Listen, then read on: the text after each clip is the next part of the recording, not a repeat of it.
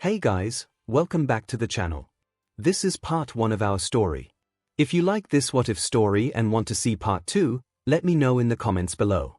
Before we start, don't forget to like, subscribe, and share this video with your friends.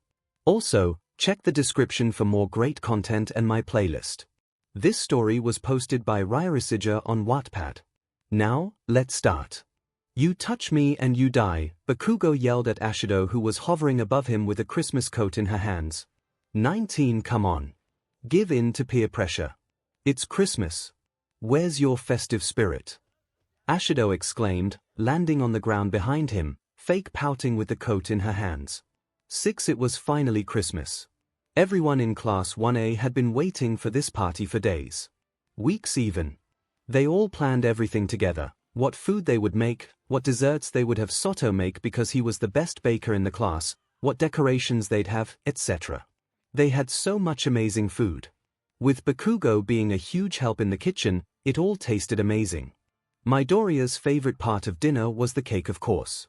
For after dinner, it was finally time for some group activities. 𝗬𝗪 played some Christmas songs on her guitar, and 𝗬𝗲 conducted everyone while singing Christmas carols. Who knew he was so good at keeping a tempo? Well, he is the class president after all, he's supposed to be a leader of the class. Conducting is literally leading a group with a tempo, so it's helpful that he's good at his job. By this time someone, most likely 𝗬𝗲𝗄, had somehow convinced Bakugo to wear the Christmas jacket. Midoriya couldn't help but chuckle at the sight of Bakugo looking miserable in that jacket, with Kirishima and Kaminari chuckling as well. 24 After caroling came the mystery gift exchange, only there were long ribbons tied to each present. Each person had a ribbon, and all at once they would yank their ribbon to pull their mystery present towards them. Bakugo did not care for this extra addition, as he had the ribbon stuck to his foot and unenthusiastically walked away from the present pile, dragging his mystery present while everyone else yanked theirs towards them. Midoriya looked around at everyone so excitedly, trying to figure out what everyone got. It was kind of funny how a lot of the class had no clue what to do about their present considering how random it was for them. Kaminari practically stared into the non-existent sole of the basketball he got. When was he ever going to use that? Bakugo was particularly unamused at the pair of glasses he got as his present. It was obvious who brought that present, considering no one else in the class wears glasses besides 𝗬𝗲𝗄. Also, unknown to Bakugo, 𝗬𝗲𝗄 does in fact have several shelves of glasses in his dorm room. It was an easy present choice for him with all the extra pairs he had. One Midoriya, however, got a bag of sticky cut mochi. With the expression on his face, you honestly couldn't tell if he was happy about it or scared of it. Then, 𝗬𝗲𝗄 opened her gift. It was a cute little All Might Christmas ornament. She had a huge smile on her face, and she tried not to show it, but she was really excited to get such a gift because it was from one of her favorite people, Midoriya. Who else would put anything All Might related into the mystery presents other than the biggest All Might fanboy in the class? 𝗬𝗲𝗄 treasured this ornament. She hadn't fully figured out her feelings yet, but at this moment, she felt like she really liked Midoriya. Deku. She was still confused about it, but for the time being she decided she liked him. Yes, like that. And with her big joyful smile at the ornament, she earned another's glare behind her. 𝗬𝗲𝗄, round face. What are you so happy about? Bakugo exclaimed, not too loud, but Bakugo was naturally loud so it still echoed in the common room. 𝗬𝗲𝗄's eyes quickly turned from full of joy to full of fear, still with that smile on her face at this point out of nerves, and immediately blushed. She quickly pulled her hands into her lap, still holding the ornament, and bit her bottom lip out of nervousness. Midoriya blushed, seeing the All Might ornament he had brought as his mystery present for the group, and noticed her excitement before her panic. It's nothing, she said in a panicked tone, I'm just really happy to do a gift exchange with my friends, that's all. 𝗬𝗲𝗄 rubbed the back of her neck, lightly sweating and blushing. Bakugo let out a tch before turning his back to her. He felt anger build in his chest. Why? Why was he so angry? He couldn't pinpoint it. Was it the stupidity of the All Might ornament? Bakugo knew it had to have been from that nerd Deku. But why was he so mad about it? About seeing her smile at it? He got even angrier at the confusion and just decided it was because of the overwhelming positivity and happiness in the room and left it alone. 20 Midoriya's PV. I was practically internally squealing at 𝗎𝗪𝗏's reaction to my All Might ornament. She looked so happy. I mean, a girl, 𝗎𝗪𝗏, looked so happy at a gift I gave them. Internal mutter. Well, technically it was a mystery, so obviously she doesn't know who it's from, so I probably shouldn't get my hopes up, but what if it was obvious that I gave it to her? I mean, maybe that's why she was so happy. Maybe she knows it's from me and blushed like that because internal mutter one 𝗬𝗲𝗏. I exclaimed out loud. 𝗧𝗵𝗲 had thrown the pair of glasses he got from the mystery gifts at my head for some reason. Why did he do that? Is he mad at me for something?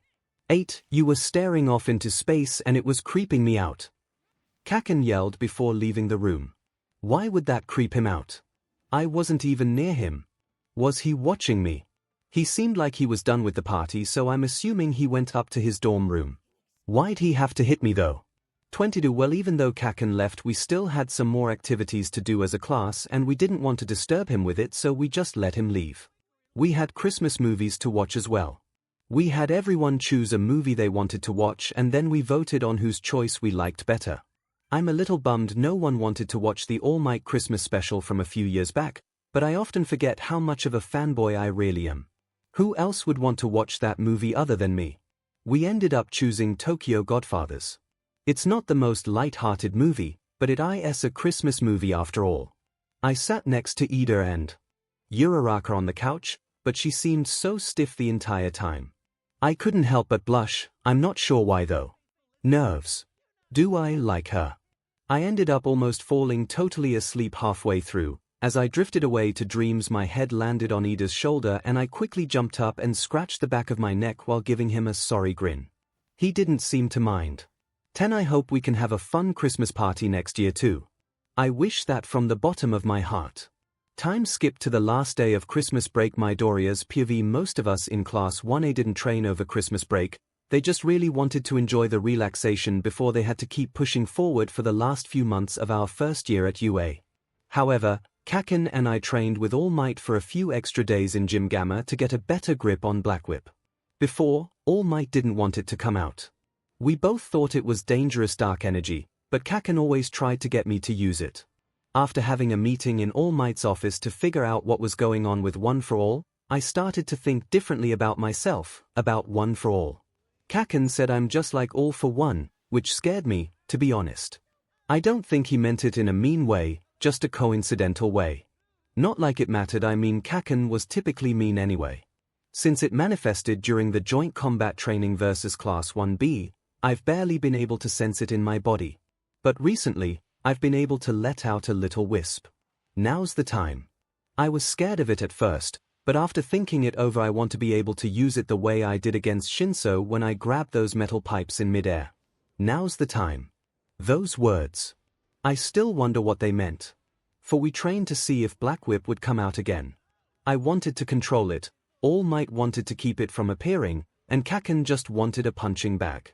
It was still nice that 𝗧𝗵𝗲 wanted to help me train, but he's really hard to train with though, considering he seems like he's constantly trying to kill me. I'm gonna blow you to pieces, you demon nerd. 𝗧𝗵𝗲 yelled from high above me in the air. 6. Whoa 𝗧𝗵𝗲, please don't kill me. I yelled in a high voice, desperately trying to get Black Whip to come out and capture him around the gym. 1. As 𝗧𝗵𝗲 absolutely exploded my head and burnt my hair into a weird afro of singed fluff, All Might finally stepped in as 𝗧𝗵𝗲 was charging up another attack to my side. Young Bakugo, that's enough. Usually, 𝗧𝗵𝗲 would finish off his attack before backing down, but for some reason, he stopped in mid-air and small sparks crackled in his hands but didn't fully explode. He let out a weird struggled yelp as he fell to the ground, not breaking his own fall. Luckily he wasn't too far off the ground or else he would have gotten hurt. 𝗧𝗵𝗲 didn't say a word at first. He almost looked shocked at how he reacted to All Might. I went over to him and lowered my hand as a gesture to help him up. He looked up at me and blushed. Why did he just blush? He ended up swatting my hand away and helped himself up. 𝗧𝗵𝗲 has never been good at accepting help from others, but I always try. 13. Bakugo's P. Young Bakugo, that's enough. I heard All Might yelling in stupid concern. Damn it, I was just about to beat him up badly too. I still might. Don't. Tiny crackles of sparks left my palms as I fell to the ground. What was this? Hesitation. Why? Why did I hesitate? I've never done that before, not for Deku.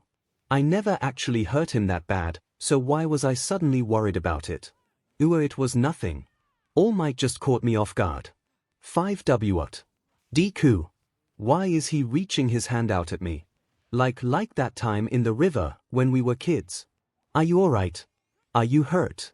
My mind was blank from the flashback. I felt almost a sort of appreciation for the gesture. Why is my face so warm?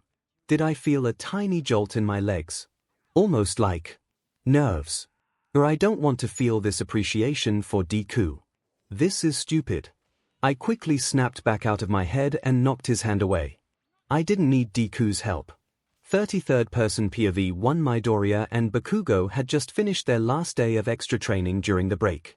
Individual confusion ran through the heads of both of them as they walked silently together back to the dorms. As Midoriya walked into the dorms first, with Bakugo trailing a foot behind, 𝗬𝗧𝗏 was sitting in the common room with the other girls. As she noticed Midoriya walk in, she jumped up with a smile. Deku, where were you guys? 𝗬𝗧𝗏 said in a cute excited tone. 7. We were just at Gym Gamma getting some extra training in, heh.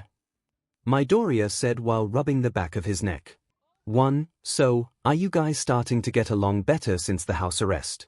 I've noticed Bakugo isn't as mean to you lately. 𝗎𝗪𝗏 asked, almost teasing Bakugo with that last part. For what was that, raccoon eyes? Bakugo asked, obviously annoyed at the insinuation that he and Midoriya could ever get along. 𝗎𝗪𝗏 giggled at his reaction, turning back to the other girls on the couches not really caring for a real response to her question. Bakugo wouldn't admit it, but he and Midoriya actually are getting along better, and it was obvious. Hey Deku, can I talk to you for a minute outside? 𝗬𝗧𝗏 politely asked Midoriya, slightly blushing but hardly noticeable. 10 Sure, 𝗬𝗧𝗏. Midoriya said in a calm, but excited and intrigued tone. She grabbed Midoriya's hand to guide him outside, and he blushed hard. He's never held hands with a girl before. He honestly thought it would feel even more butterfly-inducing than it did, but nonetheless, he was nervous. The strange thing was Bakugo. He noticed this encounter and was naturally curious, but something else inside him was causing him to need to eavesdrop. Not just a thirst for information, like at the sports festival when he followed Midoriya and Todoroki. It was more of a territorial feeling. He made his way to the stairs inconspicuously, but as soon as the front doors closed behind them, he used his explosions to race up the opening in the middle of the stairs and to his dorm room. The girls in the common room couldn't care less about the sound of explosions, funny enough. Once he got to his dorm, he opened the sliding door to his balcony to eavesdrop. 6 So, Deku, 𝗬𝗧𝗏 started, looking at the ground while she digs the tip of her shoe into the dirt, twirling it awkwardly. One could obviously tell she was nervous, and Midoriya was even more curious after noticing that. Would you, maybe, wanna go on dash? She stopped for a second to breathe. She was having trouble getting it out, and Midoriya realized that and put a hand on her shoulder, giving her an endearing smile as to say, take your time. She let out one more breath with her eyes closed and continued, would you want to go on a date with me? 28 Midoriya gasped. Froze. Anyone could probably guess what she was gonna ask by the nature of her behavior, but at this specific moment, Midoriya was so tired from training that he was being a little dense. He quickly gained his composure though and responded with a chipper, sure. I'd love to. 𝗬𝗧𝗏 smiled as the nerves washed away peacefully. Though for Midoriya, it felt a little anticlimactic. He thought about all the stories he's overheard from people around him about confessions or feelings, and he was sort of eager to know what that felt like, not that it was on his mind a lot though. He thought 𝗬𝗧𝗏 was cute, and he definitely got a weird feeling in his stomach around her, but it wasn't what he was expecting when he thought of feelings. From his spy balcony, Bakugo's eyes widened for a moment. His stomach dropped and he didn't know why. Was it because Midoriya got a confession from someone before he did? Another thing Midoriya beat him at. He was unsure about the reason, he couldn't quite figure it out. It's not like Bakugo really cares about girls, he just wants to be the #1 hero, to beat Deku. Because of this confusion, he mainly got frustrated and almost discreetly stormed back into his room. That is, until he heard them start planning. "Do you want to go to the mall on Tuesday after class?" the brown-haired girl asked. Bakugo let out a quiet tch at that, knowing they train on Tuesdays. If Midoriya blew off training for the mall, the blonde would have been annoyed. Actually, I train with Kaken after class on Tuesdays and Thursdays. Demon right, nerd. See, can we do tomorrow after class by chance? The greenette added with his face freezing up. Tomorrow is super close, Midoriya thought nervously, realizing what he just asked of her. Bakugo wasn't really relieved or tensed. He was just focused on hearing the impending decision at this point. This is so dramatic, he thought to himself. Get it over with already. Wow, that's so soon, 𝗬𝗓𝗏 said with a nervous tick in her voice, scratching the back of her neck. It's not like she didn't want to do it tomorrow, she just didn't want to seem too eager to see him too soon. I mean, we can do it another day, Midoriya yelled anxiously, waving his hands around and his face bright red out of nerves. Was it nerves? Embarrassment? He couldn't really tell. No, tomorrow is perfect. See you in the common room at 6, Deku. She said with a smile. Oh yep. Sounds good. I'll see you then, okay? Midoriya waved to her as he went back inside the dorm building. She stood outside for a second taking in what just happened, her face and eyes completely white as if stunned that this conversation even happened.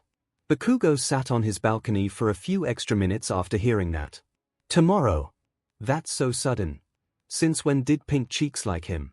He thought about following them tomorrow, but quickly stopped caring and just decided to stay in the dorms. 7 Midoriya's POV. Wow.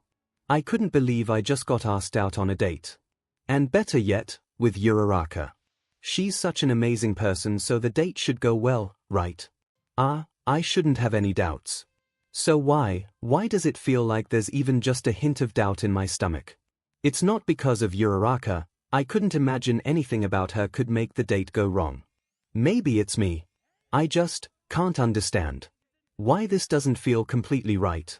I never really thought about relationships before, they've just never been a priority to me before UA. I do remember one singular conversation I had with my mom when I was younger, Izuku, when it's meant to be, it'll feel right. I can't completely decide if this is the feeling that she meant. I can't get it out of my head. I mean, how does one know what right feels like? 10 I kept thinking as I went back up to my dorm room. I honestly couldn't tell if I walked past anyone or if anyone called my name. I was so checked out of reality and stuck in my head. That is until I felt a small zap on my forehead as I totally walked into someone. Whoa, hey Midoriya, you okay dude? It was Kaminari. I had no idea he was there. Did he just accidentally zap me into reality with a small static from his quirk? Sorry Kaminari, I was in my head. I didn't realize you were there. I said very apologetically. Hey dude, it's okay. You were training extra with Bakugo tonight, right? Is he back with you? While, sorry I was talking to 𝗬𝗓𝗏 just now so I didn't see where he went exactly, but knowing Kaken he probably went back up to his room. I wonder why he's looking for Kaken. Oh, alright thanks. Kaminari ran up the stairs to Kaken's room while I still headed back to mine. I needed to get myself out of my own head. I honestly just want to take a bath and go to sleep. Bakugo's POV, that DMN nerd really gets everything he wants, doesn't he? I've seen the way he looks at round face, and the way she looks at him. Honestly, I'm surprised they didn't go out earlier. Personally, I would have been fine if they didn't go out at all. What does that even mean? Never mind. I just want to take a bath, knock knock, what the hell? 3 What do you want, extra? I shouted. I was really annoyed to be bothered at my room, understandably right. Bakugo. It's Kirishima and Kaminari. We were going to take a bath, do you want to come with us? It was Shitty Hair's voice. Doesn't he know better not to bother me this late? I do want to bathe though. Fortin, why the hell are you asking me to take a bath with you, Bisit? Bakugo, come on, we haven't seen you all break, dude. And that's a good thing, Sparky. You are fine, but I'd rather bathe alone, just so you know. I yelled at them, I mean that was my original plan. Sure, now hurry up, it's late anyway. Sure, 𝗵𝗃𝗫 𝗧𝗵𝗲 why is he so eager? 8 As we started walking to the showers and baths, we ran into 𝗵𝗃𝗵𝗲 who decided to join us. Damn it, more people. I just wanted to bathe alone. 𝗧𝗵𝗃𝗫 and 𝗵𝗃𝗫 were talking about homework while I just kept to myself, kinda hoping they won't ask me for help. It's irritating to tutor them. 𝗧𝗵𝗫 gets stuff eventually, but I do have to hit him over the head with a book to snap it into him. I've yelled at 𝗵𝗃𝗫 too many times for him to just not remember, so he stopped asking me for help. I mean, thank God, why did I ever bother helping him at all? And yes, I know these guys' names. I mean, I see them all the time, they won't leave me alone. I just don't like to show them that I care enough to use them. 1. Hey Bakugo, 𝗵𝗃𝗫 and I were going to go to the mall tomorrow after class, you should come with us. 𝗬𝗪 you too? 𝗧𝗵𝗫 asked me. I mean, to be honest, I just wanted to stay her weight. I just remembered that Deku would be there with round face. Maybe I should follow them, maybe I can watch Deku completely fail on his date. Now that would be funny. 2. Why the F should I tag along with you extras? I at least tried to sound uninterested. Let's invite Ashido too. 𝗧𝗵𝗫 said, a little more pushy than normal. He definitely has a crush on her, but honestly, he's good at hiding it. I'm just really good at reading certain people. 9. I never said I was going. It's like they know I'll show up regardless, which is really DMN annoying. Bakugo, come on, don't you want to check out the new sports store they opened? Maybe they'll have something you like. 𝗵𝗃𝗫 nudged me with an elbow. I'll only like the store if they have any mountain climbing equipment. I guess this is the part where I say fine. Fine, but if you extras annoy me I'll blow you to pieces, I replied, sounding seriously sessed off. We got to the showers and I stayed quiet. I really had no use for talking to these extras. After the initial shower, I headed to the bath. Of course he was here.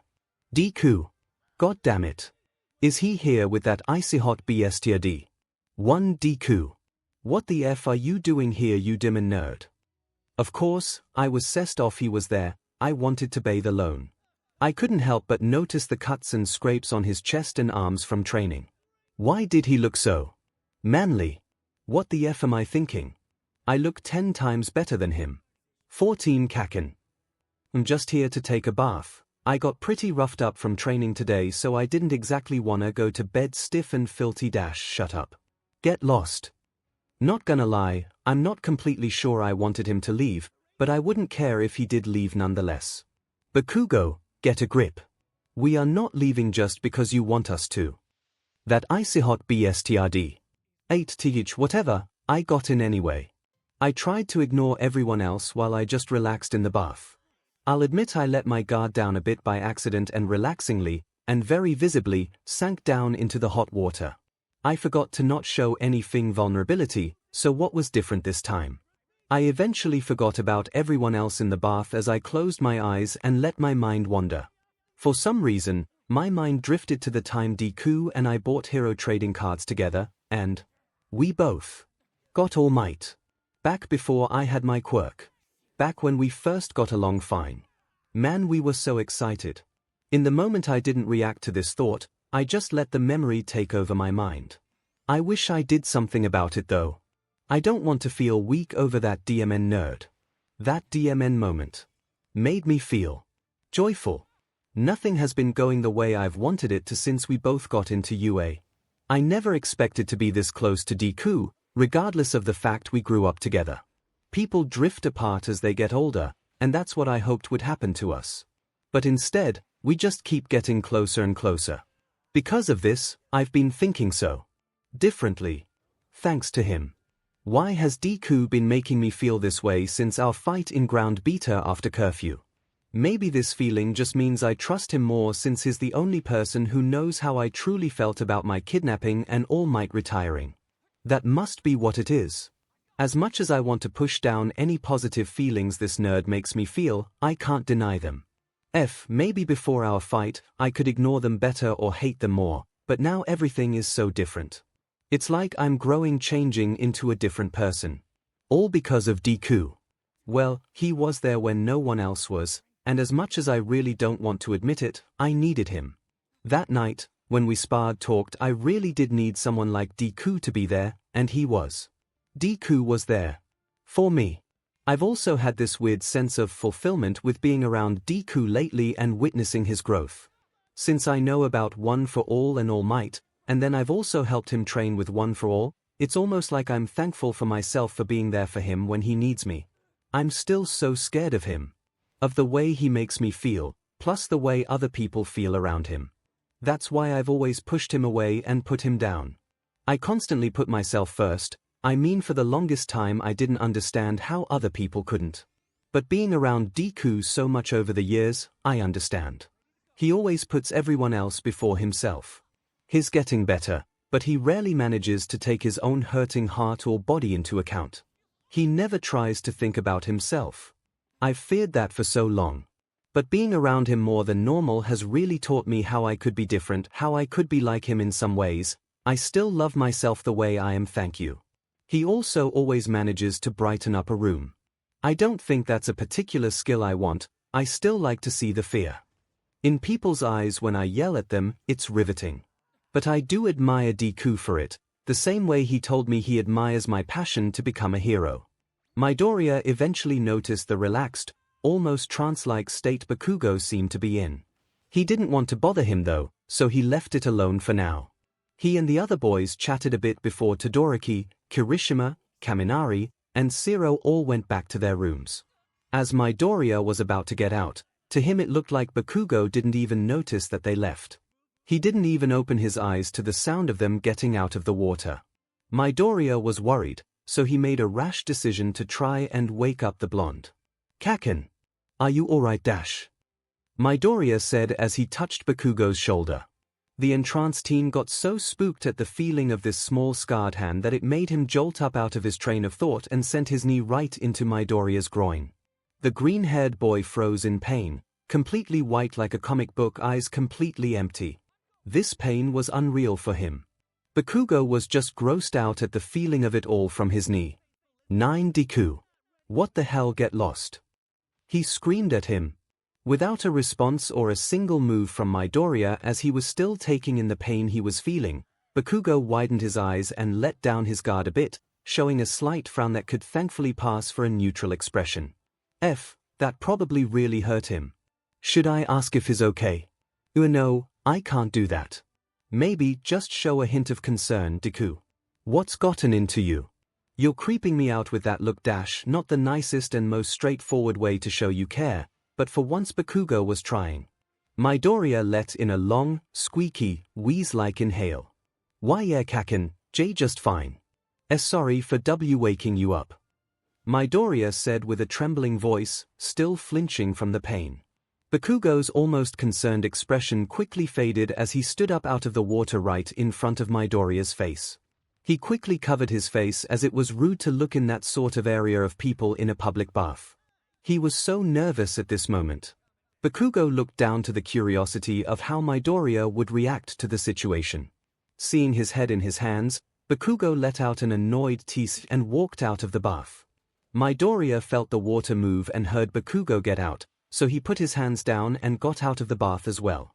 He tried to respect social rules and not look at Bakugo in that way, but he was curious about his build considering the top half of the blonde was super ripped. Midoriya took a quick glance at Bakugo's lower backside, but darted his eyes up to respectfully check out his full build from the back. Oi, nerd, I feel you looking at me, cut it out. Bakugo could almost feel Midoriya's focused glare, but for some reason, he didn't actually mind it. Midoriya felt intense butterflies and got so embarrassed that he quickly looked away and let out a weird meh noise. What is this feeling? I don't think it was just embarrassment. It's probably normal, it's nothing. Midoriya followed behind Bakugo to get dressed and leave the baths. 3Why are you following him? Bakugo shouted with his hands in his soft pockets. Kaken, we have to go the same direction to leave the baths. Midoriya said, scratching the back of his neck. Shut up, loser. Don't follow me into the elevator. Bakugo probably would have even let Midoriya follow him into the elevator if he didn't listen. But Midoriya was usually a good listener depending on the situation, and at this moment, He listened mostly out of fear. One Midoriya pouted as he had to take the stairs. It wasn't all bad though, as his dorm room was only on the second floor, not many stairs to go up. As Midoriya made his way to his room, he was still drying his hair with a towel. The steam from the hot water of the bath doesn't exactly help his hair fully dry from the initial shower. Plus it's still cold outside, which makes the dorm rooms even colder. He doesn't want to catch a cold before classes start back up tomorrow. As Midoriya walked into his dorm room, he started to rethink the interaction in the baths with Bakugo. How did Kaken know I was staring? Wait, I wasn't staring, I was just curious, that's all. Midoriya grunted out loud as he was embarrassed at his own thoughts. Since he and Bakugo were training together, and the latter wasn't being as harsh to him lately, he wondered if Bakugo had softened up to him. He knew they mutually respected each other, but he wondered if Bakugo finally thought of Midoriya as a friend. He hoped that were true. He really wanted to be on good terms, great terms even, with Kaken. Midoriya cared deeply for Bakugo. He would protect him with his life. He's the oldest friend he has. Sure, he was mean to him in middle school, and Midoriya hasn't forgotten that. In fact, he still wonders if Bakugo will ever apologize for it, but it's not like he constantly thinks about that. He tries to keep it hidden away in his mind as things get better. Midoriya has seen a side of Bakugo that he holds on to. The time before Bakugo got his quirk. They were both just neighborhood kids to each other, but they hung out nearly every day. They bonded over their admiration for All Might and becoming heroes. But now that Bakugo is going through an extraordinary period of growth since talking out well, fighting out his feelings to only Midoriya, their relationship is evolving, and the greenette can see it. Even Bakugo can see it. 16 Bakugo always fell asleep early and got more sleep than most of his peers, but it's also because he works harder than almost all of them. His body needs extra sleep due to the constant habit of pushing himself past his limits. Because of the fact that he liked to go to bed earlier, he normally woke up before all his peers. He was usually the first one awake besides Ida or Yomomo. He was never the first one out of his room though. He tended to take his time getting ready for things like his supplemental classes and training. He didn't care enough to be early to stuff like that. If he left his room early enough on a school day, he sometimes cooked himself breakfast as he didn't want to bother picking it up on the way. If he didn't want to cook, then he just didn't eat and rather worked out early in his room. He did enjoy cooking though, and he was quite good at it too. He didn't cook for anyone else, as he didn't bother enough about the other students to leave a cooked meal out for them. For Midoriya was not a morning person. He'd stumble out of bed as safely late as he could and never rush to class. He didn't even mind missing the first bell. He also never knew how to tie his tie properly, nor did he bother to ask anyone for help. No one really pointed it out either, they all got used to seeing it all scrunched up on his uniform. Midoriya wasn't terrible at heating up basic meals, but he never really tried cooking anything more complicated than a fried egg. Some of the other students made breakfast in the mornings for each other, so Midoriya's friends would always think of him and make something. But if he didn't get up early enough to eat, he would just not eat until lunch. Today was the first day back to classes after Christmas break. Midoriya's date was today too. He could hardly contain his excitement even in his sleep, so he woke up a little earlier than normal, 7 a.m. almost on the dot. He loved hanging out with Uraraka, so he felt pretty confident it would go well regardless of his initial doubts. Regarding his doubts, he thought he was probably just overthinking it because he was nervous. To his surprise, he heard a knock on his door. No one has ever gone to his room this early, so he had zero ideas of who it could be. As excited as he was for the day, he was still rubbing his eyes of sleep when he walked over to open his door. To his surprise, Bakugo was standing there right in front of him. 𝗬𝗲𝗏 3K Kaken. Midoriya said, all tired like, still rubbing his eyes. Bakugo blushed for a moment, he's still tired. Why is that kinda no if that? 11 I honestly didn't think you'd be awake this early, loser. Hurry up and get ready, and meet me downstairs. We need to talk. Bakugo said in his usual annoyed tone. Talk. What would Kaken wanna talk about? 6 Midoriya quickly put his uniform on and tied his tie so incorrectly. He was a little concerned at what Bakugo meant when he said he wanted to talk. It made him so nervous that he rushed out of his dorm with his bag and untied shoelaces and ran down the stairs to the common room. Bakugo was in the kitchen making himself 𝗬𝗧𝗄𝗃 for breakfast. Midoriya walked up to him cautiously while rubbing the back of his neck. Hey Kaken. What did you want to talk about? He said, stuttering a bit with nerves. Are you actually gonna go on that date with pink cheeks? Bakugo asked calmly but also annoyed. When is Bakugo ever not annoyed? Here. How did you dash? Midoriya widened his eyes. I overheard you two talking outside last night from my balcony. You know you weren't exactly quiet. Bakugo said, slightly blushing with annoyance. Oh, I see. Yes I am. Why did you ask? At this point, Midoriya was even more confused. You know the least you could do is tie your stupid tie correctly today of all days. Bakugo said while trying not to make it obvious that he was genuinely concerned about his tie. Well, see, I don't actually know how to tie it right. I never bothered to learn. Midoriya was blushing with embarrassment while fiddling his thumbs. Do you want me to teach you? Bakugo said seriously with relaxed eyes on his 𝗬𝗧𝗄𝗃 pan. No catch, he just genuinely wanted to know if he needed his help. Sure if you don't mind. Midoriya said sincerely with his mouth at a neutral expression. He was definitely intrigued by the fact that Bakugo sounded serious about helping him. The blonde boy turned off the 𝗬𝗧𝗄𝗃 pan and put the pastry on a plate to the side for now. Bakugo started to undo Midoriya's tie to take it off and put it around himself to walk the green-haired boy through the process before allowing him to try on his own. As the blonde was untying the boy's tie, the green-haired boy blushed at the new experience. Why is this cute? His hands. Stop. Midoriya shook the thought from his mind as Bakugo started to raise his voice. First tie your diamond shoes. Bakugo yelled with angry fang teeth. Midoriya looked down surprised but chuckled realizing how silly he was for not tying his own shoes before running down the stairs. How on earth did he not trip over them? After about 5 minutes of the tie lesson, Bakugo started getting annoyed. He was obviously short-tempered, so it doesn't take him long to get annoyed at something no matter who he was talking to. Midoriya wasn't getting it. He almost had it at one point but then completely fed it up at the end. Honestly, at this point, Bakugo annoyingly thought maybe All Might of all people could teach him something as simple as tying his tie considering how much Midoriya looked up to him. Maybe he would learn better from his idol. You idiot, it's like this. Bakugo was over it at this point. He wanted to eat his 𝗬𝗧𝗄𝗃 before it got cold. 𝗬𝗧𝗄𝗃 is perfect for warming yourself up on a cold day, and Bakugo hates the cold. I'm sorry Kaken, I just don't think I can get it right, Midoriya said in a disappointed tone. Bakugo actually started to feel bad for yelling at him. He didn't want to show it though, so he let out a 𝗬𝗧𝗄𝗃 before packing his 𝗬𝗧𝗄𝗃 in a bag to eat on the way to class. Some of the other students have been awake and on the way to class by now. Hearing the boys yelling in the kitchen caused a lot of their classmates to walk to class hungry. Midoriya wasn't sure if he should leave with Bakugo or trail behind him considering he's never walked to class with him before and is afraid he'd just bother him. But if he didn't leave now, he was afraid of being late without having to rush. Hey Kaken. Is it okay if I walk with you to class today?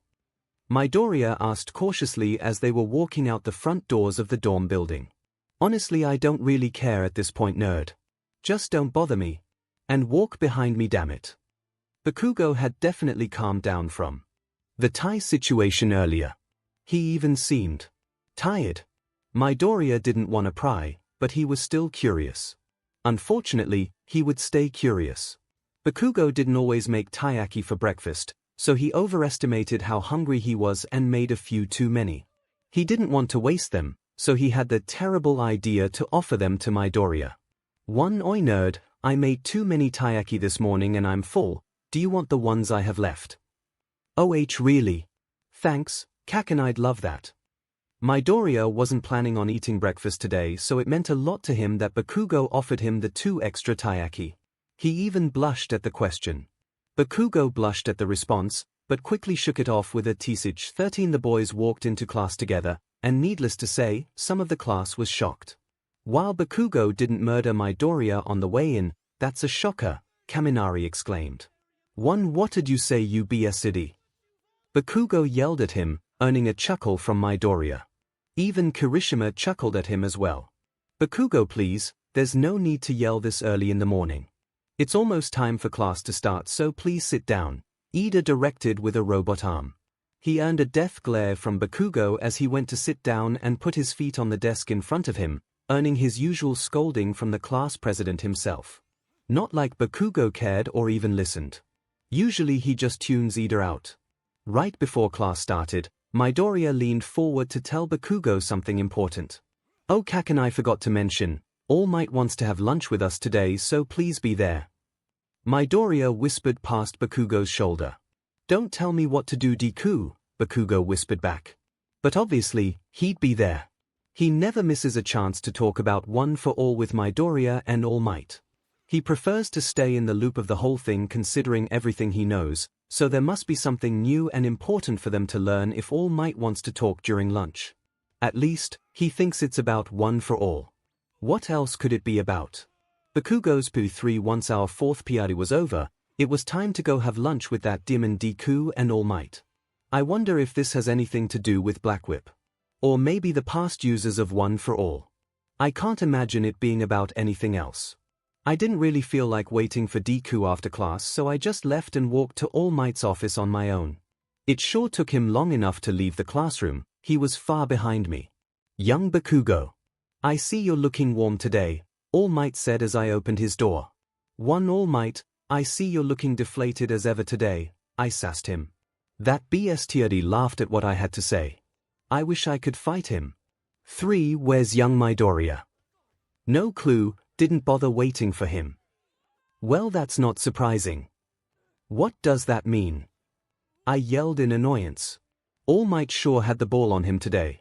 13. Nothing, that 𝗵𝘃𝗍𝗍 chuckled. Just sit on the couch and let's wait for him. I made bento boxes for you both considering I'm taking you away from your lunch. We only waited for like 5 minutes before Deku finally showed up. Thanks All Might, I was genuinely set back by the generosity. I rarely say thank you as it makes me feel weak, but I couldn't help it here, it was very thoughtful of him.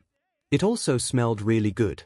It had rice, mini sausages, some seasoned shredded carrots, and half a boiled egg. Oh, and hey All Might, can you teach that DMN nerd how to tie his tie correctly?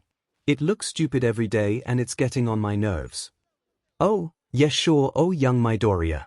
You're later than usual. Sorry All Might, I just wanted to talk to 𝗎𝗓𝗏 about tonight. He was talking to her. 7 tonight. What's tonight? All Might asked with a stupid curious face.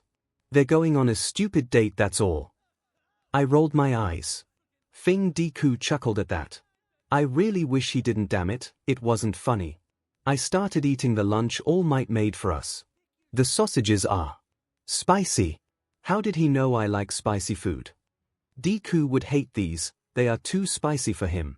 Wait, why the F do I care, let the 𝗵𝘃𝗍𝗍's mouth burn. 1-0, congratulations.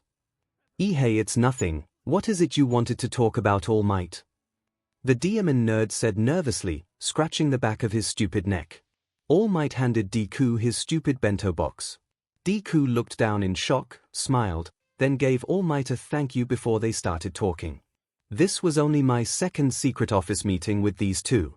It was kinda creepy the way they'd meet in private, but I can't blame them. I mean, anyone could overhear about One for All literally anywhere else. We honestly didn't learn a lot of new information. All Might just wanted to come up with a plan for training tomorrow. It's honestly not worth repeating the conversation, it's boring. I could tell he realized Deku wasn't gonna back down on mestering it rather than avoiding it, so he was helping with that. I usually don't say much in these meetings, I just sit and look off to the side listening. I honestly felt like I was wasting my time here, but reasonably I did say I wanted to be kept in the loop, so I kind of have to be here. I'm just glad I still got to eat some sort of lunch. Deku started giving All Might his input on the training plan. He said something about having me jump up at an angle for him to wrap Black Whip around me and throw me to the ground. DMN nerd, that sounds like it'll hurt. Why am I worried? I'll be fine. A little pain doesn't bother me and I don't need that old nurse. I honestly think his plan is stupid, but whatever. Deku looked at me for his approval. Usually, I avoid eye contact, but I accidentally made it with the DMN nerd. His green eyes. UGH, what am I doing? My face got warm before I gave him a 𝗧𝗵𝗲 and rolled my eyes away. 14, yeah, whatever, nerd. As long as it works this time. Alright, you two, tomorrow's training plan is set. You can finish eating in here and then go to your next class once lunch is over. I have some paperwork to do. All Might went to go sit on his desk as Deku and I continued eating. I was silent, while Deku was humming. Can you stop humming, you DMN nerd? It's ruining the taste of my spicy sausages. 2. Wait, your sausages are spicy. Deku looked at me confused. Oh yeah, I made sure yours weren't, young Midoriya. I like the spicy ones, but you're lucky I had mild ones. All Might said from his desk. His weren't spicy. Fut. Deku smiled at All Might and kept eating. Why was that kind of cute? What? FOFF. 26 Midoriya's 𝗵𝗃𝗃𝗁 looked kind of surprised at what All Might said about the sausages. Is it because he wanted to see me suffer from the spice? Of course, he would, I mean it's Kaken. He would have gotten a good laugh out of that, wouldn't he? But why did he look at me like that? He looked at me the same way earlier when we made eye contact. He was blushing. Was he embarrassed? I didn't. Kaken got embarrassed. Maybe it wasn't embarrassment. This doesn't make sense to me. I'll never understand. He's so confusing sometimes. He finished his bento box before me and casually returned it to All Might. He left without saying anything. Lunch was almost over, so I had to hurry and finish mine. 3 third-person POV. After all classes were over, 𝗎𝗓𝗏 ran out of class and to the lockers to change her shoes. Midoriya didn't even notice, and 𝗬 laughed at her. She knew about the date and how excited 𝗎𝗓𝗏 was. Classes ended at 3:10, so Midoriya wasn't in a rush. He didn't have much to do to get ready. Todoroki walked up to Midoriya before they left. 1. Hey Midoriya, do you wanna walk together? Todoroki asked in his usual monotone voice. 6. Hey Todoroki. Yeah, sure. Midoriya was excited to walk with Todoroki. They spent a good amount of time together over the break aside from Midoriya's extra training with Bakugo. Whenever Todoroki wasn't with Midoriya and Ida, he was either sleeping or training. Midoriya was his closest friend, so he always enjoyed his company and really respected him. As they walked to go change their shoes at the lockers, they ran into Shinso from the general studies. Hey Shinso. How are you doing now that you know you are transferring to the hero course next year? Midoriya was really excited to get to know Shinso better. They may have been rivals, but he really respects Shinso. He also feels appreciative for his help when Black Whip was out of control during the joint combat training. 12. Midoriya. I guess I'm feeling good. Shinso said unenthusiastically. He seemed tired. You look tired. Todoroki pointed out. I've been training with Mr. Aizawa a lot to be caught up for second year, so yeah, I guess you could say I'm pretty burnt out. Shinso said with a slight smile while rubbing the back of his neck. 2. I bet you're doing great. Are you guys focusing on combat training?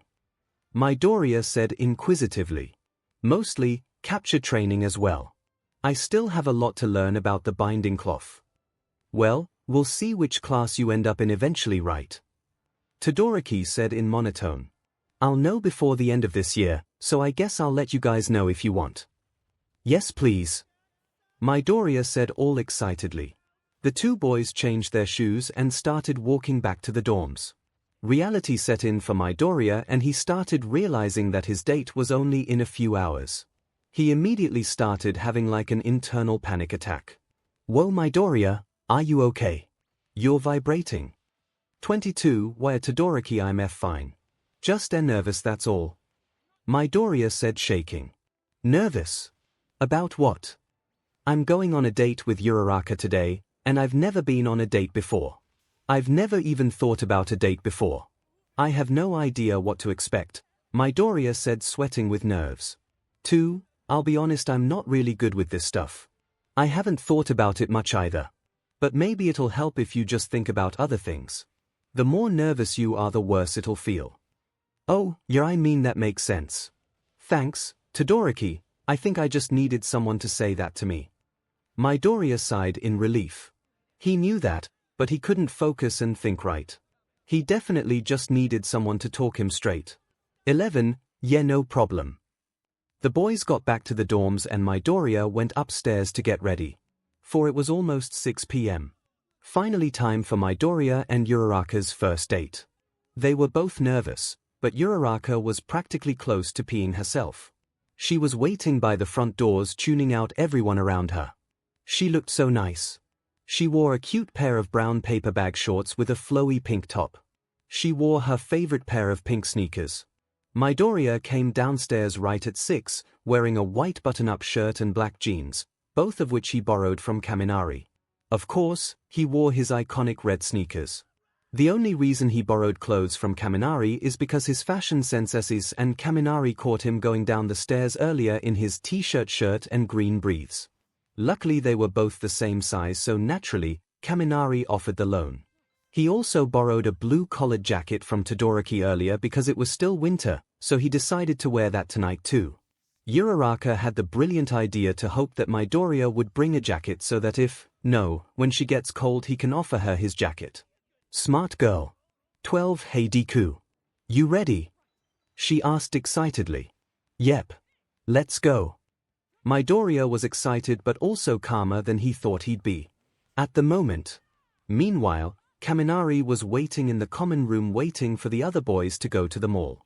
On the stairs, he of course found out Midoriya was going on a date, but he didn't know where they were going, so he had no idea they'd be at the mall as well. 𝗬𝗏 eventually joined up with Kaminari waiting in the common room. Where are the others? It's 6:03 already. 𝗬𝗏 exclaimed.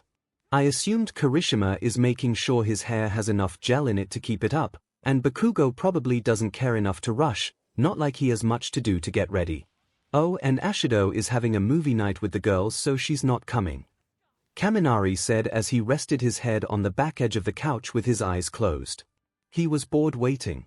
Finally, Bakugo and Kirishima came out of the elevator, so it was time for the boys to go. Bakugo was just wondering if Midoriya had already left for his date. He knew it was likely considering the time was past 6 p.m., so he just knew it was time to start thinking of the possible stores they would end up at in the mall. It's not like he was trying to think about that, but he couldn't help it. When Midoriya and 𝗎𝗓𝗏 arrived at the Kiyashi Ward shopping mall, 𝗎𝗓𝗏 was skipping in front of him happily. Midoriya thought it was cute, but more in a friendly way. Deku, can we go into this shop first? I want to see if they have any gunhead shirts. 𝗎𝗓𝗏 yelled as she pointed to a hero's merch shop on the second floor. 12 𝗵𝗃. Midoriya shook his head and smiled. Anywhere she wanted to go he would go. She grabbed his hand as they ran for the escalator. His face went bright red as he was flooded with anxiety. As the two went from shop to shop, the Baku squad eventually arrived at the mall as well. Ah man, I'm a little bummed Ashido didn't come with us tonight. Kirishima said disappointed while blushing and looking down. Is it because you like her? Kaminari said teasingly while giggling, 𝗬𝗏 giggling as well. What? No, stop it. Kirishima yelled. Oh, he totally likes her, 𝗬𝗏 pitched in. Shut up you losers. Bakugo yelled at the boys in annoyance. He genuinely just did not care about the conversation, he needed to think about the stores in the mall. I'll meet up with you all later, I want to go check something. Can I come with? Kirishima asked curiously. No damn it. Just give me a minute, I'll meet you back down here later. Bakugo calmed down towards the end of his sentence. Alright dude, but if you don't meet us here later we'll leave without you. Kaminari teased. That's fine, I know how to get back to school anyway. Bakugo said as he started walking away from the group. Alright, but remember curfew is at 10 p.m. so don't let Mr. Aizawa give you house arrest again, 𝗬𝗏 exclaimed, slightly teasing him at the end that all the boys chuckled at. Now, this was Bakugo's time to spy on Midoriya. He honestly didn't know where to look. 𝗎𝗓𝗏 was hard to predict when it came to the stores, I mean he didn't bother to know anything about her, so why would he know what stores she'd want to go to? He saw a shop that sold action figures on the first floor and he thought to check just in case. It was the kind of store Midoriya would find himself in. But little to Bakugo's knowledge they had already been there earlier. One Midoriya and 𝗎𝗧𝗏 were happily running from store to store. They were on the 3rd floor of the mall by now, and Midoriya saw an All Might-themed store and started geeking out. 𝗎𝗧𝗏 noticed and giggled. "Do you want to go to that store?" she asked, giggling. Maybe Midoriya said stiffly with embarrassment. 𝗎𝗧𝗏 took his hand again and tugged him over there. He felt anxious again with his hand in hers, but this time the anxiety was different. It's like the more NTMT they got, the more unease he felt. It's like he didn't enjoy the intimacy. It was weird for him, and not in a good way. He still went along with it, trying to see it as a friendly gesture because he felt more comfortable with that idea. Sure enough, someone was on their way to check that store for his targets. 6 Bakugos PV. I couldn't believe that I hadn't been able to find that DMN nerd yet. How long has it been? An hour. Well, there's this ridiculous All Might store up ahead. I'd actually be shocked if that nerd wasn't in here the entire time. Might as well check. There they are. Dead in front of me. I panicked and had to find a place to hide quickly before they saw me. I decided to hide in the Zara store next door, in the women's section like an idiot. I thought of an idea that would absolutely make me look and feel stupid, and honestly, I would rather die than do it. But from my angle, I couldn't see the stupid lovebirds at all, so I had to. I bought a 𝗵𝗃𝗏 sun hat and trench coat. It was humiliating. In that moment I had no idea why the F I was going through so much work to spy on them. I was so annoyed, but I couldn't stop. I kept my head down as I followed them into the All Might store from a distance. I stood behind a life-sized All Might cardboard cutout by the entrance. Deku was just being a stupid fanboy. That round face was laughing at him. The way she was looking at him was getting on my nerves. I wanna blow them up. 13 It looked like round face wanted to leave the store while Deku wanted to stay, but that BST never puts himself first, so they both started leaving the store. I needed to run, but I knew they'd see me, so I just turned my back to the wall next to me, pretending to look at All Might action figures. I couldn't see which direction they turned when they left, so I was really annoyed. I peeked my head out of the store and looked in each direction. Where did they go? I had no idea which way to go, so I decided to take a gamble and run to the right. How did they get so far ahead of me and lost in the crowd? Those extras. The extras I came with weren't far ahead of me and walking in my direction. I could not let them see my stupid, humiliating disguise, so I turned around and ran the opposite direction. This is bad. I just kept running in the opposite direction, clutching onto my stupid lady hat, when suddenly I saw Deku's stupid red shoes. They were hardly a few feet in front of me. Yes, I found them. I stopped running and nonchalantly walked a few feet behind them, hoping they wouldn't turn around. This was dangerous, but I was honestly pretty stuck at this point with the other extras not too far behind. I peeked around my shoulder to see if they were still walking this way. Yep, they were. I had to keep following Deku at this point. Suddenly, the two stupid lovebirds decided to go down the escalator. What do? I found a flight of stairs nearby and just jumped down to the first floor in the middle of the stairs and broke my fall with the quietest explosion I could create, not like explosions are quiet anyway. Regardless, I got a weird look from a random extra, but who the F cares? As long as the lovebirds didn't suspect the noise. My lady hat flew off up the stairs, so I just said it and left it behind. I still had the trench coat on, which fit way too flattering for a guy, so it was insanely uncomfortable. Where were they going? With the way they were going, it definitely seemed like it was to a garden area outside the mall. I need to keep following them. 8 Midoriya's POV tonight has been really fun with 𝗎𝗧𝗏. I'm not sure that I've seen it in a totally romantic way though, but to be honest, I still don't really know anything about dating and relationships.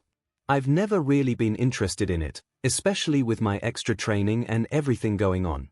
It's also not like I have an interest in dedicating my extra free time to a relationship. I'm really busy as it is. If it was with someone like 𝗎𝗧𝗏, then maybe I'd consider it for sure. She's so much fun. But, are we leaving already? I mean, it's a little past 8 p.m, so maybe she's tired. Why are we by the gardens? Sorry, I just needed some fresh air. 𝗎𝗧𝗏 said innocently. She guided me to sit next to her on a bench. It was cold now without the crowds, but it wasn't too bad. It's okay, don't worry about it. We can sit here as long as you want. I noticed Uraraka blush as I said that, which made me really nervous. Hey Deku. It's really cold out here tonight, isn't it? She said, covering her arms. I didn't realize she was so cold. Oich, do you need my jacket? I asked her. I hesitated because it was actually Todoroki's jacket, but I'm an idiot, that didn't matter right now. I quickly took off my jacket and wrapped it around her for her to put on. Thanks, Deku, that's a lot better. She said as she sank into the jacket. She looked like she felt much warmer. She looked down for a second before our eyes locked. What was this look in her eyes? Uraraka leaned in closer to me and closed her eyes. Is she about to kiss me? I was so nervous I was sweating buckets. I was practically yelping in my own head, and my body wouldn't stop shaking. I honestly couldn't tell if I even wanted to kiss her or not. It was weird. But I just let it happen. I started to lean into her, barely closing my eyes when suddenly, I saw a weird figure behind a tree a couple of meters in front of us. It was too dark to see anything, as winter nights in Japan were the longest, darkest nights, but I could definitely tell they were watching us. My eyes widened at them as I pulled back from Uraraka. She yelped as she leaned too far and crashed into my chest. 𝗵𝗃𝗃. I'm so sorry, I didn't mean to fall on you. What just happened? Uraraka yelled as she quickly sat up. The figure turned around and bolted. Hey, wait! I yelled at the figure. I'm sorry, Uraraka, stay here, there was someone watching us, I'll be right back. I ran after the figure. They were wearing some sort of long coat, but I couldn't tell the color in the darkness. I have nothing to go on, except a figure running in the crowd ahead of me. I couldn't focus on any details. I was so high on adrenaline, thinking this person was a villain of sorts. I was just running. I kept running after them until I noticed familiar spiky blonde hair. Kaken.